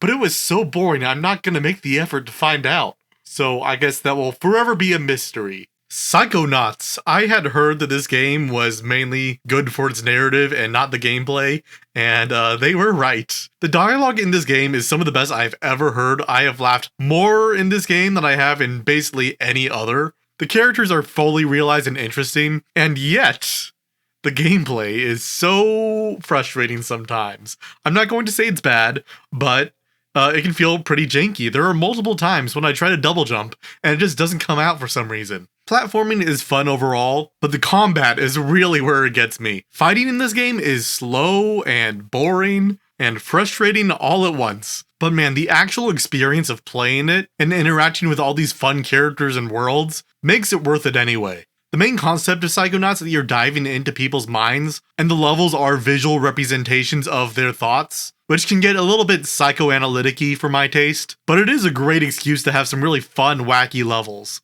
They all feel different, they all feel interesting in their own way, and while some are better than others, they're all worth doing. I had first played this like a decade ago, and I feel really sad that I never actually finished it. I didn't even get through the first level, and for some reason I just dropped it. But I am so happy that I actually got around to revisiting it, because Psychonauts is great. Wedding Speech. This is another game by my friend Galvin. It's been a while since the last one, but he finally made another one. I say finally as if I have made more than 0 this year. This is an interactive fiction game, very short, where the main character is giving a wedding speech. There's no context outside of that, it's basically just the speech and nothing else. But you can make different choices to go in wild different directions. You can play it straight, or you can decide that you're a serial killer or accuse the bride of being a cannibal. I don't want to glaze my friend too hard, but it's really funny. I really liked it. I think it's some of his best writing ever. One of the best things about having creator friends is seeing them grow artistically, so I'm gonna be making sure he keeps at it. Arc Raiders, this is the hot new game that everyone's talking about, and I decided to join in on the trend. This is an extraction shooter where you're basically in a player versus player map, and your goal is to get as much loot as you can by exploring the area and then getting out of there at preset destinations. It's a simple gameplay loop, but the real meat of this game are the social interactions. Players can be friendly or enemies, and you can never really tell which is which unless they start shooting at you. And using the voice chat, you can navigate these social interactions in ways not predefined by the game. I've been very friendly in this game. I've been trying to only do fighting and self-defense, which gets me into some fun situations which kind of organically come up. I love how unpredictable people can be, and the game really does encourage a diversity of play, because while you do get loot for killing other players, the computer enemies are also very strong, and it might not be worth using your resources on other players, or even getting their help, so it does encourage both fighting other people and being friends with other people, which is nice to see in a competitive game. Anyway, I was super cautious in this game. I don't like losing my stuff, so I avoided other people at all costs and moved around very cautiously. I like that I can play this game with my own balance of shooting and stealth, because I am a little fraidy cat. Oh, and the sound design is just incredible. It's got this really eerie tone that feels like it's always ramping up in tension. And something that I really like is that this is an online game that I don't feel compelled to keep on playing forever. I feel like I'm having fun when I'm playing, but I also don't feel addicted, which is pretty great. I'm sure that now that the game is successful, they're going to be adding more and more to keep people playing, but as it is on launch, it's just a quick fun time. Hellblade: Senua's Sacrifice is a game that is trying to be visually appealing at every given time, at the sacrifice of everything else, and that is both a pro and a con, because while it looks incredible and it does some really cool stuff with montage and cinematic language within the perspective of a one-shot game, the combat and the puzzles in this game are not quite as compelling. The combat is very slow and repetitive. During the 2.5 hours I played this, I only fought like one enemy and one boss, so it ends up feeling like I'm doing the same thing over and over again. And while I was hooked by the story and visuals, I didn't want to have to go through all the combat just to get to that. I started playing this in May, and here I am 6 months later, finally deciding not to play it anymore. I really wanted to experience the atmosphere and story of this game, but every time I thought about playing it, I realized I'd have to do more combat, and now I'm like, I'm not gonna deal with this, it's not worth it. Maybe I'll watch a playthrough on YouTube or something, but this is not a game for me to actually play. Cute Bite. This is a lesbian vampire raising sim. The plot revolves around a servant waking up a new vampire and having to get her back on track. It has a lot of the simple joys of a raising sim, deciding what your character is going to study and what they're going to do with their life. And all of these are pretty atypical for a vampire. I did a computer scientist vampire, I did a politician vampire, and so much more. The best part of raising sims are all the wacky endings you can get, and this game definitely delivers on that. There is a multiple route mystery element to this game, which I didn't super enjoy. The mystery isn't very interesting, and none of my playthroughs really made me compelled to learn more, so I'd say this game is made for just a few playthroughs instead. Megane Breaker. This is a proof of concept Breakout clone, where the creator basically just wanted to see if they could do that within a visual novel engine, and it turns out they could, so that's cool. There's also a cute little gay romance around it, so basically it's Breakout but better. Mario Kart Wii. The next few are going to be multiplayer games that I did with friends and family that I did not have any footage for. So my family wanted to play Mario Kart together, and my Switch wasn't working for some reason, so we ended up pulling out the old Wii and playing that instead. We all used regular Wii remotes, and I gotta say, I really enjoyed using the motion controls here. I haven't touched motion controls for Mario Kart in such a long time because I've never needed to, but having to move your body around while you're playing actually makes it feel like a party game. It really feels like a good opportunity to let loose and be a little bit goofy, and it feels a lot less competitive. I also played Mario Party 8, which also has lots of motion controls, but I'm beginning to realize I don't really like Mario Party that much. People always say that Mario Party feels bad to lose in, but I won this game, and I wasn't happy about it. I won by, like, a lot. It simultaneously feels really random, where it barely feels like you're impacting the outcome, and at least on the map I was using, requires a good amount of long-term planning that most people really aren't going to want to engage with. So I ended up losing a lot of minigames, but winning overall because I knew what I should have been doing. Should have kept playing Mario Kart, to be honest. And I played more Rock Band 4, which has basically secured itself as my friend group's party game of choice, which I am very much okay with. Muse Under the Truck. This is a non-fiction essay game that is commenting on the popular urban legend that in Pokemon Red and Blue, you can find the rare Pokemon Mew underneath an inaccessible truck somewhere in the game. It's a short mediation about how the information-dense internet has really changed the way the gaming culture is interacting with games. There used to be a mystery to games where you didn't really understand everything that was happening within it. And in the early days of the internet, this could lead to imaginative ways of interacting with the work. But this game argues, today gaming culture isn't really interested in doing that. Because information is so readily accessible, after a certain level of popularity, there aren't any mysteries anymore. And while I can certainly see that perspective, I think that makes me appreciate smaller games like this. This is a really short game, but it might have some mysteries. I'll never know. It definitely feels like a game that should, but because nobody really plays this game and it's really small, I could imagine all kinds of hypothetical secrets in this game, and I love that. I think there's always a place for mystery in games. And doing a project like this where I talk about both popular and unpopular works can really help me see that. It's nice to have both perspectives. Also, there's a ton of Pokemon ROM hacks that have lots of weird secrets, so there's always some kind of Pokemon games with mystery in them. My Grumpy Hyena! This is a dress-up game, except instead of dressing up a person, you're dressing up a hyena. Isn't that great? Like, it's a hyena, but you can make it wear clothes, and it's cute. Wow! Tomato Clinic. This game is about a place called Tomato Clinic, which gives blood to vampires because they need it for food. It's a pretty straightforward allegory for how a lot of marginalized people are often forced to sort of explain things to ignorant people and disprove stereotypes. And that's all well and good, except the marginalized people in this allegory are vampires. And I hate vampires. If vampires were real, I would be racist against vampires, and I don't feel bad about that. I have a lot of personal problems with allegories regarding bigotry using fictional creatures, and I'm sure other people can get over that, but I can't. If a vampire tries to drink my blood, I'm gonna be like, no, that's gross. You're an evil being, and I hate you. So sadly, this game didn't turn me away from my anti-vampire racism. Sorry.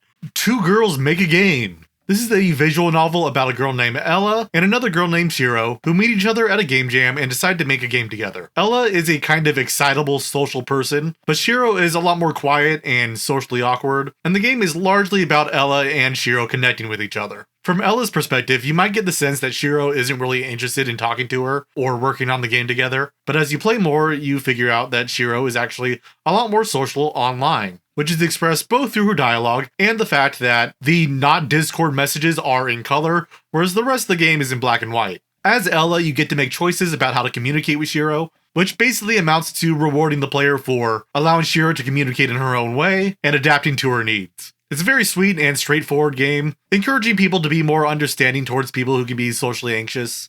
And that's great. I think this game really works well. I have a lot of friends who are similar, and I think that the advice this game is presenting through its procedural rhetoric is accurate enough. It's a sweet, low-stakes slice-of-life thing if you're into that. A Year of Springs. My mic wasn't recording for the first time I did this segment, so I'm gonna be a little bit lazy for this second one. This is a really great visual novel involving the lives of 3 different queer women as they go through various difficulties. The first 2/3 are focused on discrimination against trans women and the various ways they can be excluded from businesses, but they're also kind of hopeful stories about persevering despite the difficulties and opening up to the people you trust. I think that's a really smart way of dealing with a complicated issue because it gets very real and it doesn't dismiss the issues, but it also shows the necessity of finding joy despite them.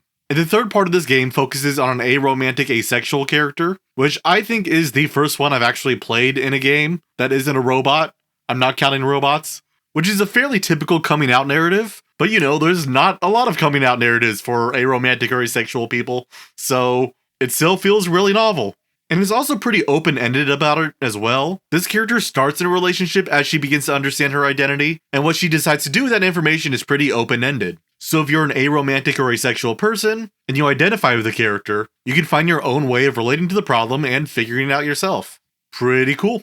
Probably one of my favorite independent queer games, and one that I can recommend to pretty much anyone. Tim Burton's The Nightmare Before Christmas: The Pumpkin King. My friend keeps getting all these really shitty license games that he swears to me are good, and every time I play them, they suck. Anyway, this is a Metroidvania for the Game Boy Advance, where Jack Skellington kills everyone in Halloween Town for no discernible reason. The movement is bad, the combat is bad, and I don't like it. When I first started this video, I was like, you know what? I'm not just gonna say a game is bad and leave it at that. I want to do some real analysis. But now that I'm coming up at the end, I'm going, you know what? I don't care. This game sucks. That's all I have to say. Moving on. Dragon's Lair. Just kidding. Another bad game. Dragon's Lair, the revolutionary FMV game in arcades? Well, they did a version of that on the Game Boy Color. And because it was ported to the Game Boy Color, it looks like garbage. The visuals are like the only reason to play Dragon's Lair, so not a good port. Borderlands the pre-sequel. After we finished all our shitty license games, we decided to play something that feels a lot more competent, which I'm pretty happy with.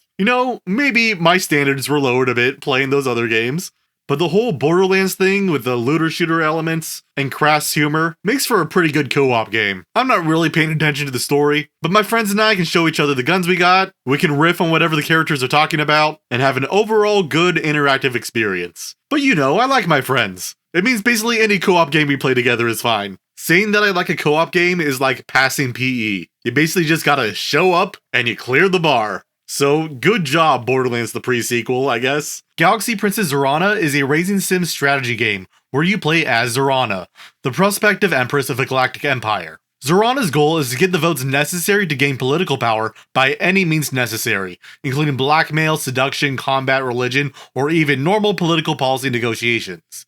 And to do that, you have to train and study through developing a detailed variety of character statistics, each representing a different skill. And that's the real fun of this game, making a build that'll create a completely different character personality and seeing how that personality will navigate the game's plot. This is the sequel to Long Live the Queen, one of my favorite games of all time, and it has a very similar structure. Zorana is much more ambitious though, giving more opportunities to strategize and more characters to interact with. But unfortunately, that ambition means that the game is spread a little bit thin. The appeal of most racing sims are the variety of different characters you can make and the different endings you can get, but Zorana has an almost explicit goal in becoming Empress, and there aren't really a lot of other paths for her, other than deciding how she wants to go about that and how successful she is. Assassinations are the main form of difficulty and failure, where, depending on your politics, different politicians will try to kill you. Because that's such a major aspect of the plot, I feel like these assassinations should be more interesting and have some intrigue behind them, but they're solved pretty much immediately after surviving them, so the fact that someone just tried to kill you isn't really interesting.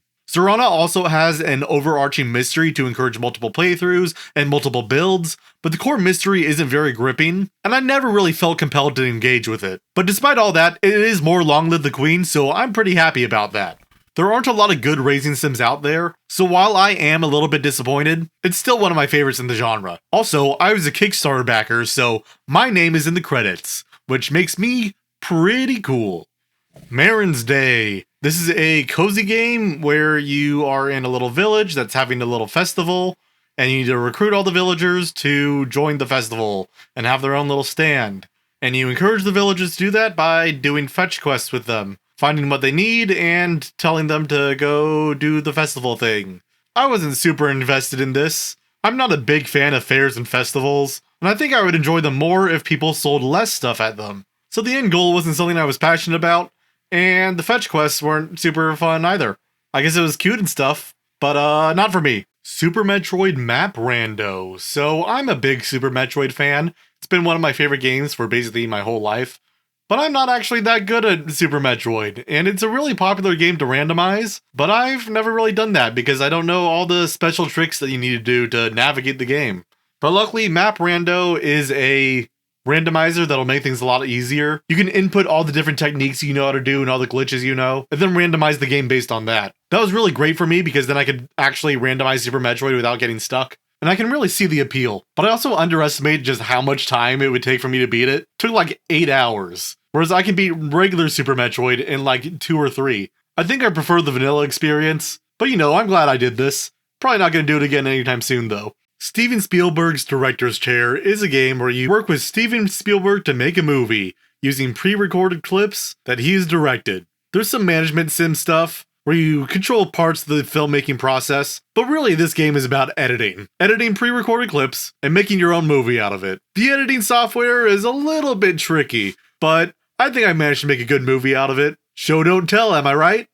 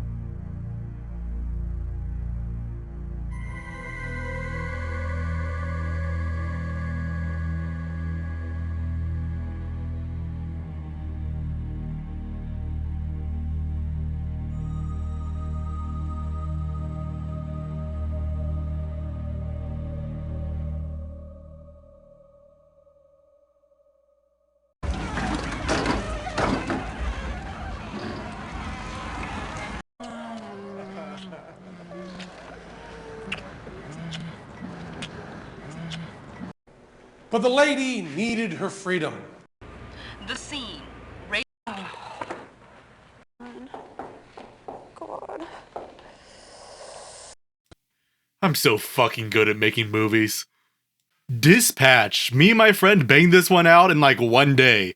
My friend recommended it to me. I was like, okay. Played an episode, played another episode, and before I knew it, it was the end of the day and I had played through the whole thing. Great little superhero Telltale-like game. It's honestly a pretty basic superhero story, and I can't think of a single plot beat that really stood out to me, but it hit those generic plot beats really well. I was engaged the whole time. Although, to be honest, I think I was actually more interested in the gameplay sections than the whole plot. I love just dispatching the heroes and getting stats up. It brings out the joy of RPGs and strategy games without actually really being either of those. It's not challenging at all, really. But you know, number go up, and that's fun. I'm really looking forward to any future seasons they do. But for now, it was a great experience that I am not going to be thinking about until more content releases. Also, I played more Rock Band 4. Psychonauts 2. When I first started this game, I thought it was going to be like one of my favorite games ever. It seemed like such a massive improvement over Psychonauts 1. The platforming felt a lot better, the combat didn't suck, the dialogue was even funnier, and it looked absolutely gorgeous. And for the first third or so of the game, it might have been one of my favorite games ever. But as the plot began to progress, I was like, oh, this overarching story isn't very interesting. It feels very, like, kids cartoonish, where there aren't really any bad guys, and everyone is ultimately a victim of something or another, affecting them during their childhood, and the levels themselves got a lot less interesting as the game went on as well. But really, the biggest problem with me is the way that it shifted its setting. Psychonauts 1 felt like it could be in the real world. Magical realism is the term I want to say. But Psychonauts 2 shifts everything to be about, like, the fictional country of Grurovia. And the main character Raz, who I'm pretty sure was explicitly Romani in the first game, became Gruovian, which I thought was pretty disappointing on a representation level. But on a plot level, it's just like, I never really cared about Raz's ethnic backstory. And you can't really get me to care about it now. The plot isn't just informed by family, like the first game was, but like, the entire plot revolves around family, while also still trying to be political, without actually saying anything political, I guess. It's a very strange game that falls apart to some extent, but it's still so funny and charming, especially during the first part of the game, that I can't help but love it anyway. I also watched the Psych Odyssey documentary about the creation of Psychonauts 2 beforehand, and let me just say that it's pretty easy to see where they had to cut corners here. It really feels like there's an unfulfilled vision here. And while that doesn't make me love this game more, it does make me love that documentary more, and the people who made this game. So yeah, big recommendation for the Psych Odyssey documentary. It's pretty good. Medal of Honor. This is a World War II era first-person shooter for the PS1. And I gotta say, as someone who grew up on the post-Modern Warfare Call of Duty games, I really wasn't expecting this to be like a Doom-like game. It's a lot of going through corridors and shooting at enemies that are right in front of you, as a solo protagonist who is seemingly fighting this entire war by themselves. I don't know, after I heard that Steven Spielberg made this after Saving Private Ryan, I assumed there'd be like some squad element to it, or it'd be like some kind of harrowing look at what it would be like to be there. But honestly, it just feels like Doom with Nazis. It's so funny to me. I played the first level with the default tank controls and oh boy, that was difficult. But luckily this game also includes dual analog modern shooting controls, so really glad I could get over that. I dropped this game pretty fast. It wasn't enough for me to really enjoy this game though, so I dropped it after a few hours. It's understandable for a PS1 game, but it felt really bare bones, the controls were really clunky still, and there just isn't a compelling narrative, it's just like mission after mission. This game was acclaimed at the time for its realism, and I'm not really sure where that's coming from. Maybe I had to be there. And that's it! It's the end of the year! Happy New Year! As excited as I'd like to be at the end of this project, there's still a few more things I need to cover. Next up are games that I would consider myself still actively playing, even though some of them I haven't really touched in a long time, and just haven't gone around to finishing yet. Split Fiction. Yeah, so this is one of those co-op games that I need someone else to play with, and scheduling has been a little bit difficult. So far, I'm liking it. It's definitely one of those mass appeal games where it's supposed to be playable for just about anyone, which means if you're somewhat experienced in playing games, it basically just plays itself. But it looks great, they keep switching up the mechanics for novelty, and the story, while it's a bit corny, has a great fun, lighthearted energy. I've heard really good things about the end of this game, but I'll have to actually play it. Lords of the Fallen, another co-op game that I'm playing with a friend. This is the most knockoff Dark Souls I have ever seen in a Souls-like. Like, every area so far seems to have a direct analog in the Souls series. But you know, not a lot of co-op Souls-likes, so it has its own niche. Also, this game has one of those dual world things where there's a normal world and a shadow world overlaid on top of each other, and you have to switch between them. I'm normally okay with that mechanic, but in a difficult Souls-like, it can feel really punishing to have to do that and to search everywhere when exploring is dangerous. So I found that part a little bit annoying, and I don't feel like I'm getting a lot out of it positively. Final Fantasy VII. I have not beaten this one because I'm playing it on my handheld console, and I gotta say there aren't a lot of opportunities to play this game on a handheld console. I think if I'm going to finish this, I'm going to need to transfer it onto my computer or something. I've never been a Final Fantasy game. I've played a few hours of 5 and the first maybe 10 minutes of 13, but for whatever reason I've never actually committed to one. So I decided to try out the most famous Final Fantasy, and I was really liking it. It starts in media res, so you don't have to deal with all the annoying setup that most JRPGs do. It's really fast-paced. Like, the first remake game was basically covering the first 8 hours or so, which is lightning speed for a JRPG. Not quite Chrono Trigger level, but really fast. I do find the frequent minigames pretty annoying. This is often considered to be the first AAA video game, and while this isn't what they're usually referring to, I can definitely feel that in the minigames. I've basically only gone through the early game so far, so I haven't seen where this plot or gameplay goes, but I'm definitely going to return to this to keep playing at some point. Fire Emblem Mystery of the Emblem. I'm going to be honest, this game has been really difficult for me for some reason. There are lots of maps where I feel like I'm doing fine, and then something will come up and then I lose, which normally wouldn't be a problem, but these maps are surprisingly long, so if I screw up, I have to redo like an hour of work. So this one's gonna be a slow burn for me, but you know, I'm getting there. Fire Emblem Fates Conquest. That's right, it's another Fire Emblem game. I saw my friend playing this and I was like, you know what? I haven't revisited that game in a while. I want to retry it again. I really hated this when it came out, for the same reasons that lots of Fire Emblem fans don't like this one. But I'm going into it with low expectations and having a much better time than I did before. I'm still in the early game, so I can't say for sure, but the mechanics are more fun to engage with now that I understand them, and the narrative hasn't gotten too terrible yet. Caves of Qud. This is a big, meaty roguelike RPG that took like forever to make, and I'm pretty sure this one is actually a roguelike, although I've never played Rogue, so I can't say for sure. This game is so big and complex. I've played hours and hours of this, and I still don't know what half the mechanics do. So for me, this game is really about the joy of learning it. I can't imagine that I'll actually be able to beat this game, but you never know. I like that it's only semi-procedural. There are constants in this universe. The general map is the same, I think. But there are random elements, so you can't just do the same strategy over and over again. And it's the first time in a while that I feel like an RPG is both throwing quests at me where there's always something to do, while still being differentiated and doing different things. Can't say I've gotten super far though, because I'm not great at this and I keep dying like a few hours in. But like I said, the joy is in learning, and I am learning a lot. Karakara, I almost forgot. So I started learning Japanese this year, and I want to just jump in and try reading a really simple visual novel. So I looked up the easiest games to play for people studying Japanese, and I compared that list to all the visual novels I got on Humble Bundle, and I've now spent about 2 hours reading the first 10 lines of this game, which is normally only like 2 hours long. So I'm not sure if I would consider this actually playing it, because I'm treating it more like software to bring up a line, and then switching to another window to figure out what it's saying. But Steam counts it as playing, so I guess I'm playing it. And now I'm done for real with all the games I played this year. I gotta say, this was a lot more work than I was expecting. It's taken a lot of time away from other videos I've been wanting to do this year. But you know, it was a fun experiment, and I'm happy I committed with it, and I'm not going to be doing it again. At least not anytime soon. If you've gotten this far through the video, then I'm pretty amazed. Thank you, I guess.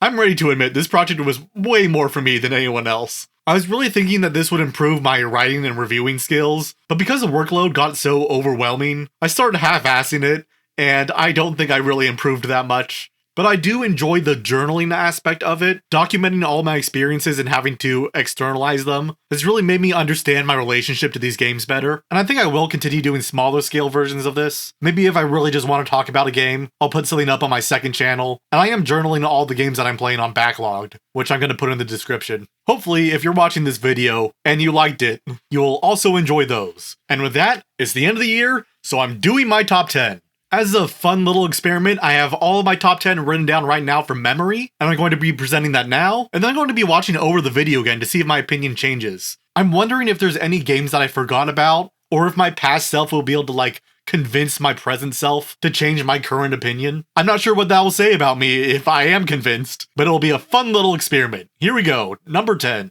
Lake. I have no idea how this happened.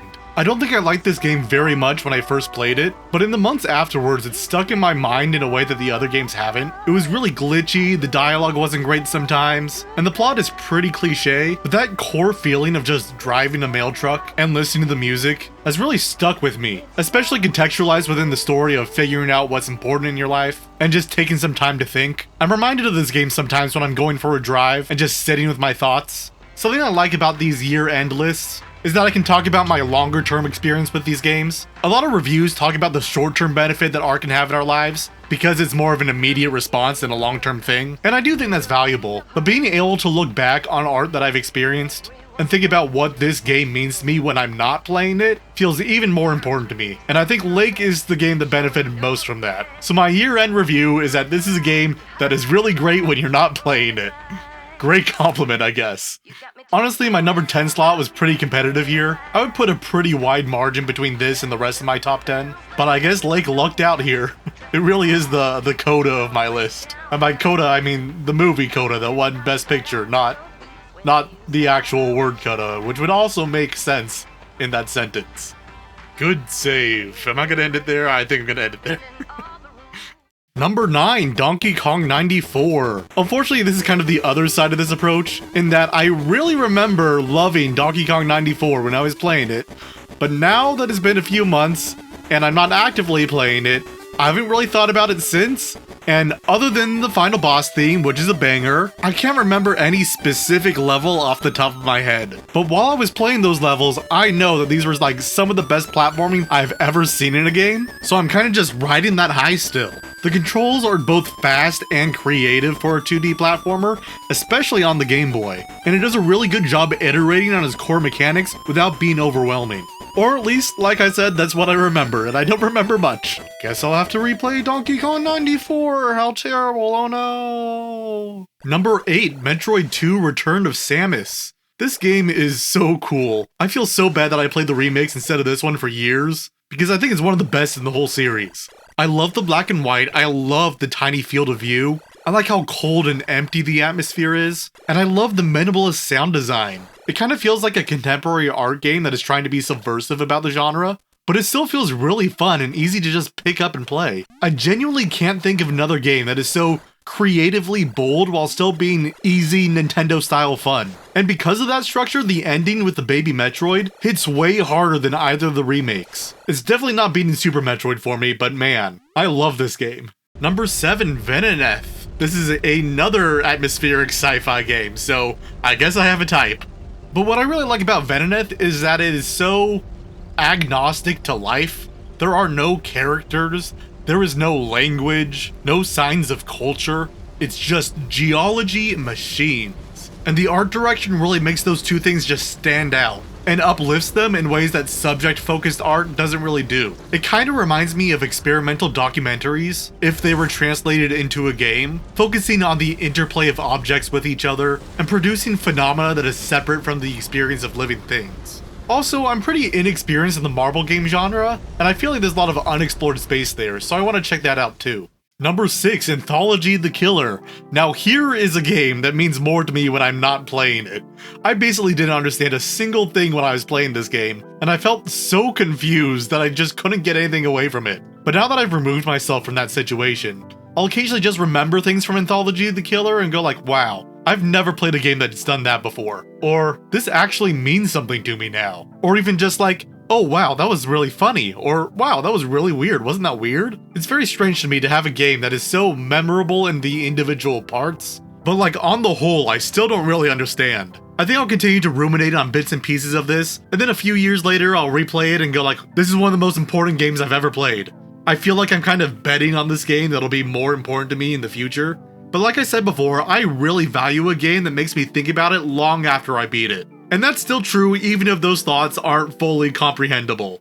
Number 5, Mario in the Multiverse, the very first game I played in 2025. I feel like I can be pretty cynical about fandom sometimes. I rarely see any fan works that I actually find interesting, as they often serve archetypes that are reproduced across media, but occasionally I'll find something like this that has such a weird charm, as it's truly something that only fans could make. There is so much love in this crossover. Each level and creator seems to have a completely different design philosophy, and it all culminates together in this hodgepodge of stuff that doesn't really have a clear vision and is pretty easily exploited and it's really messy and buggy in areas, but I can still feel that passion in every minute of this game. And the fact that this game is so easily exploited, and you can find a creative way around any obstacle, while still having the tight movement of a Mario game, really makes it feel unique. I'd really say that this is the game that made me realize that I don't dislike crossovers in general, I dislike corporate crossovers.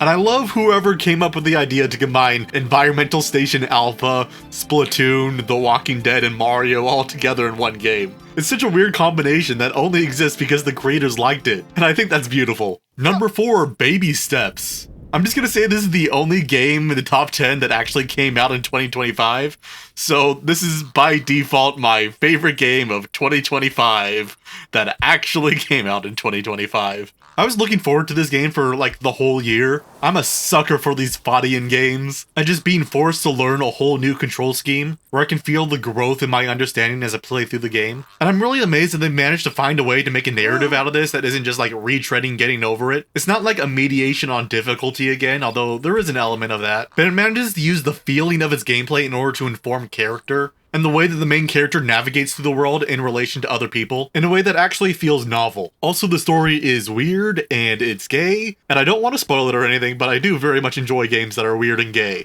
I haven't seen it in very many year-end lists, which is like really strange to me, because Baby Steps is so good. I don't know why people aren't talking about it this year, but luckily I'm giving it my Best Game of 2025 award, which is the most important award in the entire industry. You're welcome, Baby Steps. Number 3, the game formerly known as Hidden Nazi Mode. This is absolutely a game that is made more to think about than it is to play, but man, did it make me think. As someone who's been writing and talking about games, I just feel so compelled to write about this one. I'll probably make a video essay about it at some point. I'm not sure how, I don't know how to make a video essay about a text adventure game, but it's such a strong thought experiment about a game that is so horribly evil, but only if you have perfect knowledge about the game and what it hides, that immediately becomes applicable when you're thinking about basically any other game as well.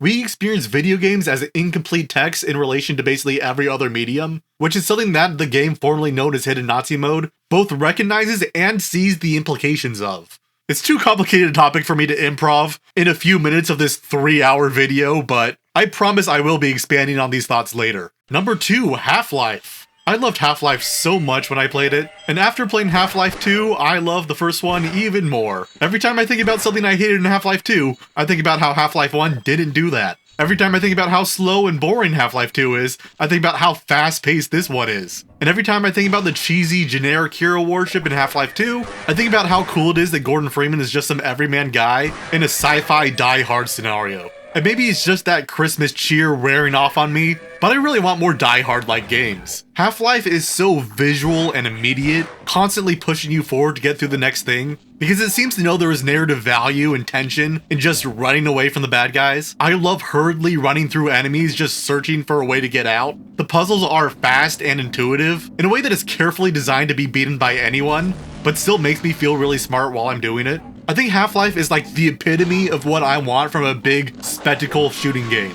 A high-energy theme park ride that makes me feel a rush and makes me want to get back on as soon as I'm done with it. I also realize I haven't played any of the expansions yet, and if they're half as good as Half-Life 1, I'm gonna love them. And number 1, my favorite game of 2025, you know what it is, You Know! This has quickly become one of my favorite games ever. I can't believe it took me so long to finally play this game. It's been a classic of the visual novel genre for like 30 years now, and now that I finally played it, I can definitely see why. I played this game at the beginning of the year, but I still think about it all the time. The soundtrack is a constant in my YouTube recommendations list. I remember specific plot elements from time to time, and it still has one of my favorite time travel systems. They wrote a whole paper about how the time travel works in this game. I love that nerdy bullshit. It's definitely not a game I can recommend to everyone because it's an eroge, but it's still such a brilliant work of art that I can't get over. And I played it in 2025. If I played this 30 years ago, my mind would have been blown. Even though I know it would take 40 hours to replay, I still kind of want to do it, just so I could revisit that world and the characters while experiencing that classic PC98 look and sound. I still haven't visited the creators of other works yet, so I guess I'll have to do that first. Hopefully I'll like them as much as Yuno, but we'll have to see. Yuno is definitely the type of game that makes me think, wow, I love video games, I love what they can do. I can't imagine another medium doing the same thing for me.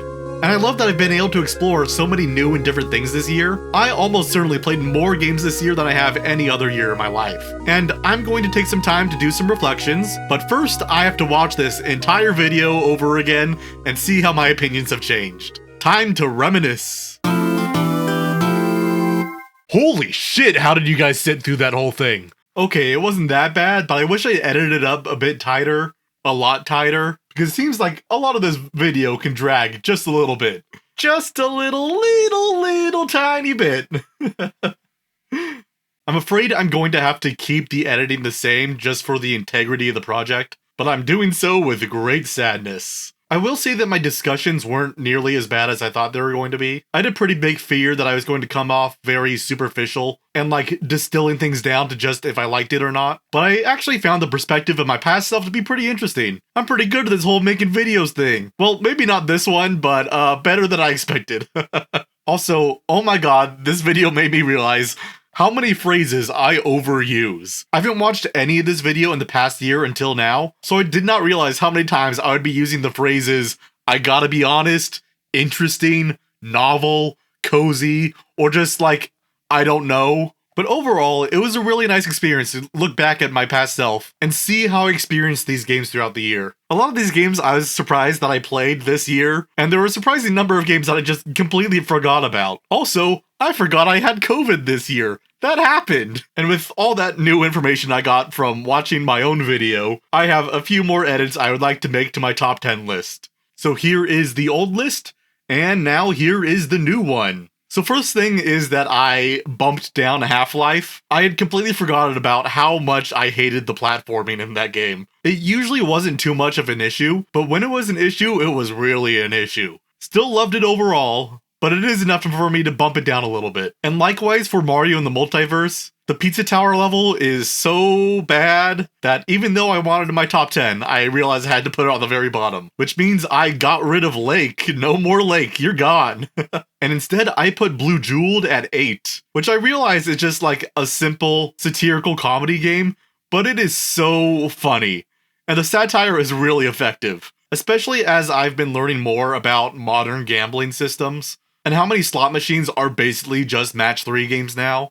That a game like Blue Jeweled that absolutely skewers that genre and makes the manipulation obvious feels really valuable. But otherwise, my list is pretty much intact. Anyways, reflecting on the project as a whole, I'm really glad that I did this. It was too much work, and I don't think the video ended up coming out that great anyway. I can't help but look at this video and think, you know, I could have made maybe 3, maybe even 4 video essays in the amount of time that I spent making this. And while working on this video did encourage me to try new games and new genres, unfortunately this also kind of made me avoid games towards the end, where I'd look at a game and I'd go, you know, I kind of want to play that, but if I do, I'll have to write a whole review on it, and I'm falling behind on my reviews anyway, which really shouldn't be the takeaway from this. Terrible experiment design.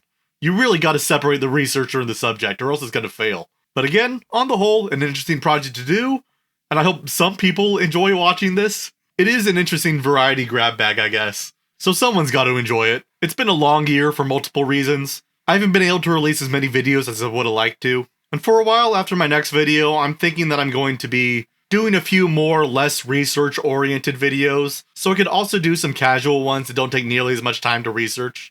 But it's a new year, and I can do a whole lot of different things. And I'll be keeping my channel open and experimental. Also, I want to thank my patrons. I started my Patreon this year, and I don't put a lot of exclusive content on my Patreon, which makes me appreciate the people that are on it for support even more. So thank you to my patrons, thank you to all of my viewers, and I hope that I keep making enjoyable videos for you guys. And while I may not be making other videos like this, I will be trying to post more reviews on my second channel, and I'll also be journaling on my backlog for the games I play. So I can essentially do the same thing without the massive workload. Anyway, with that, thank you for watching, and Happy New Year!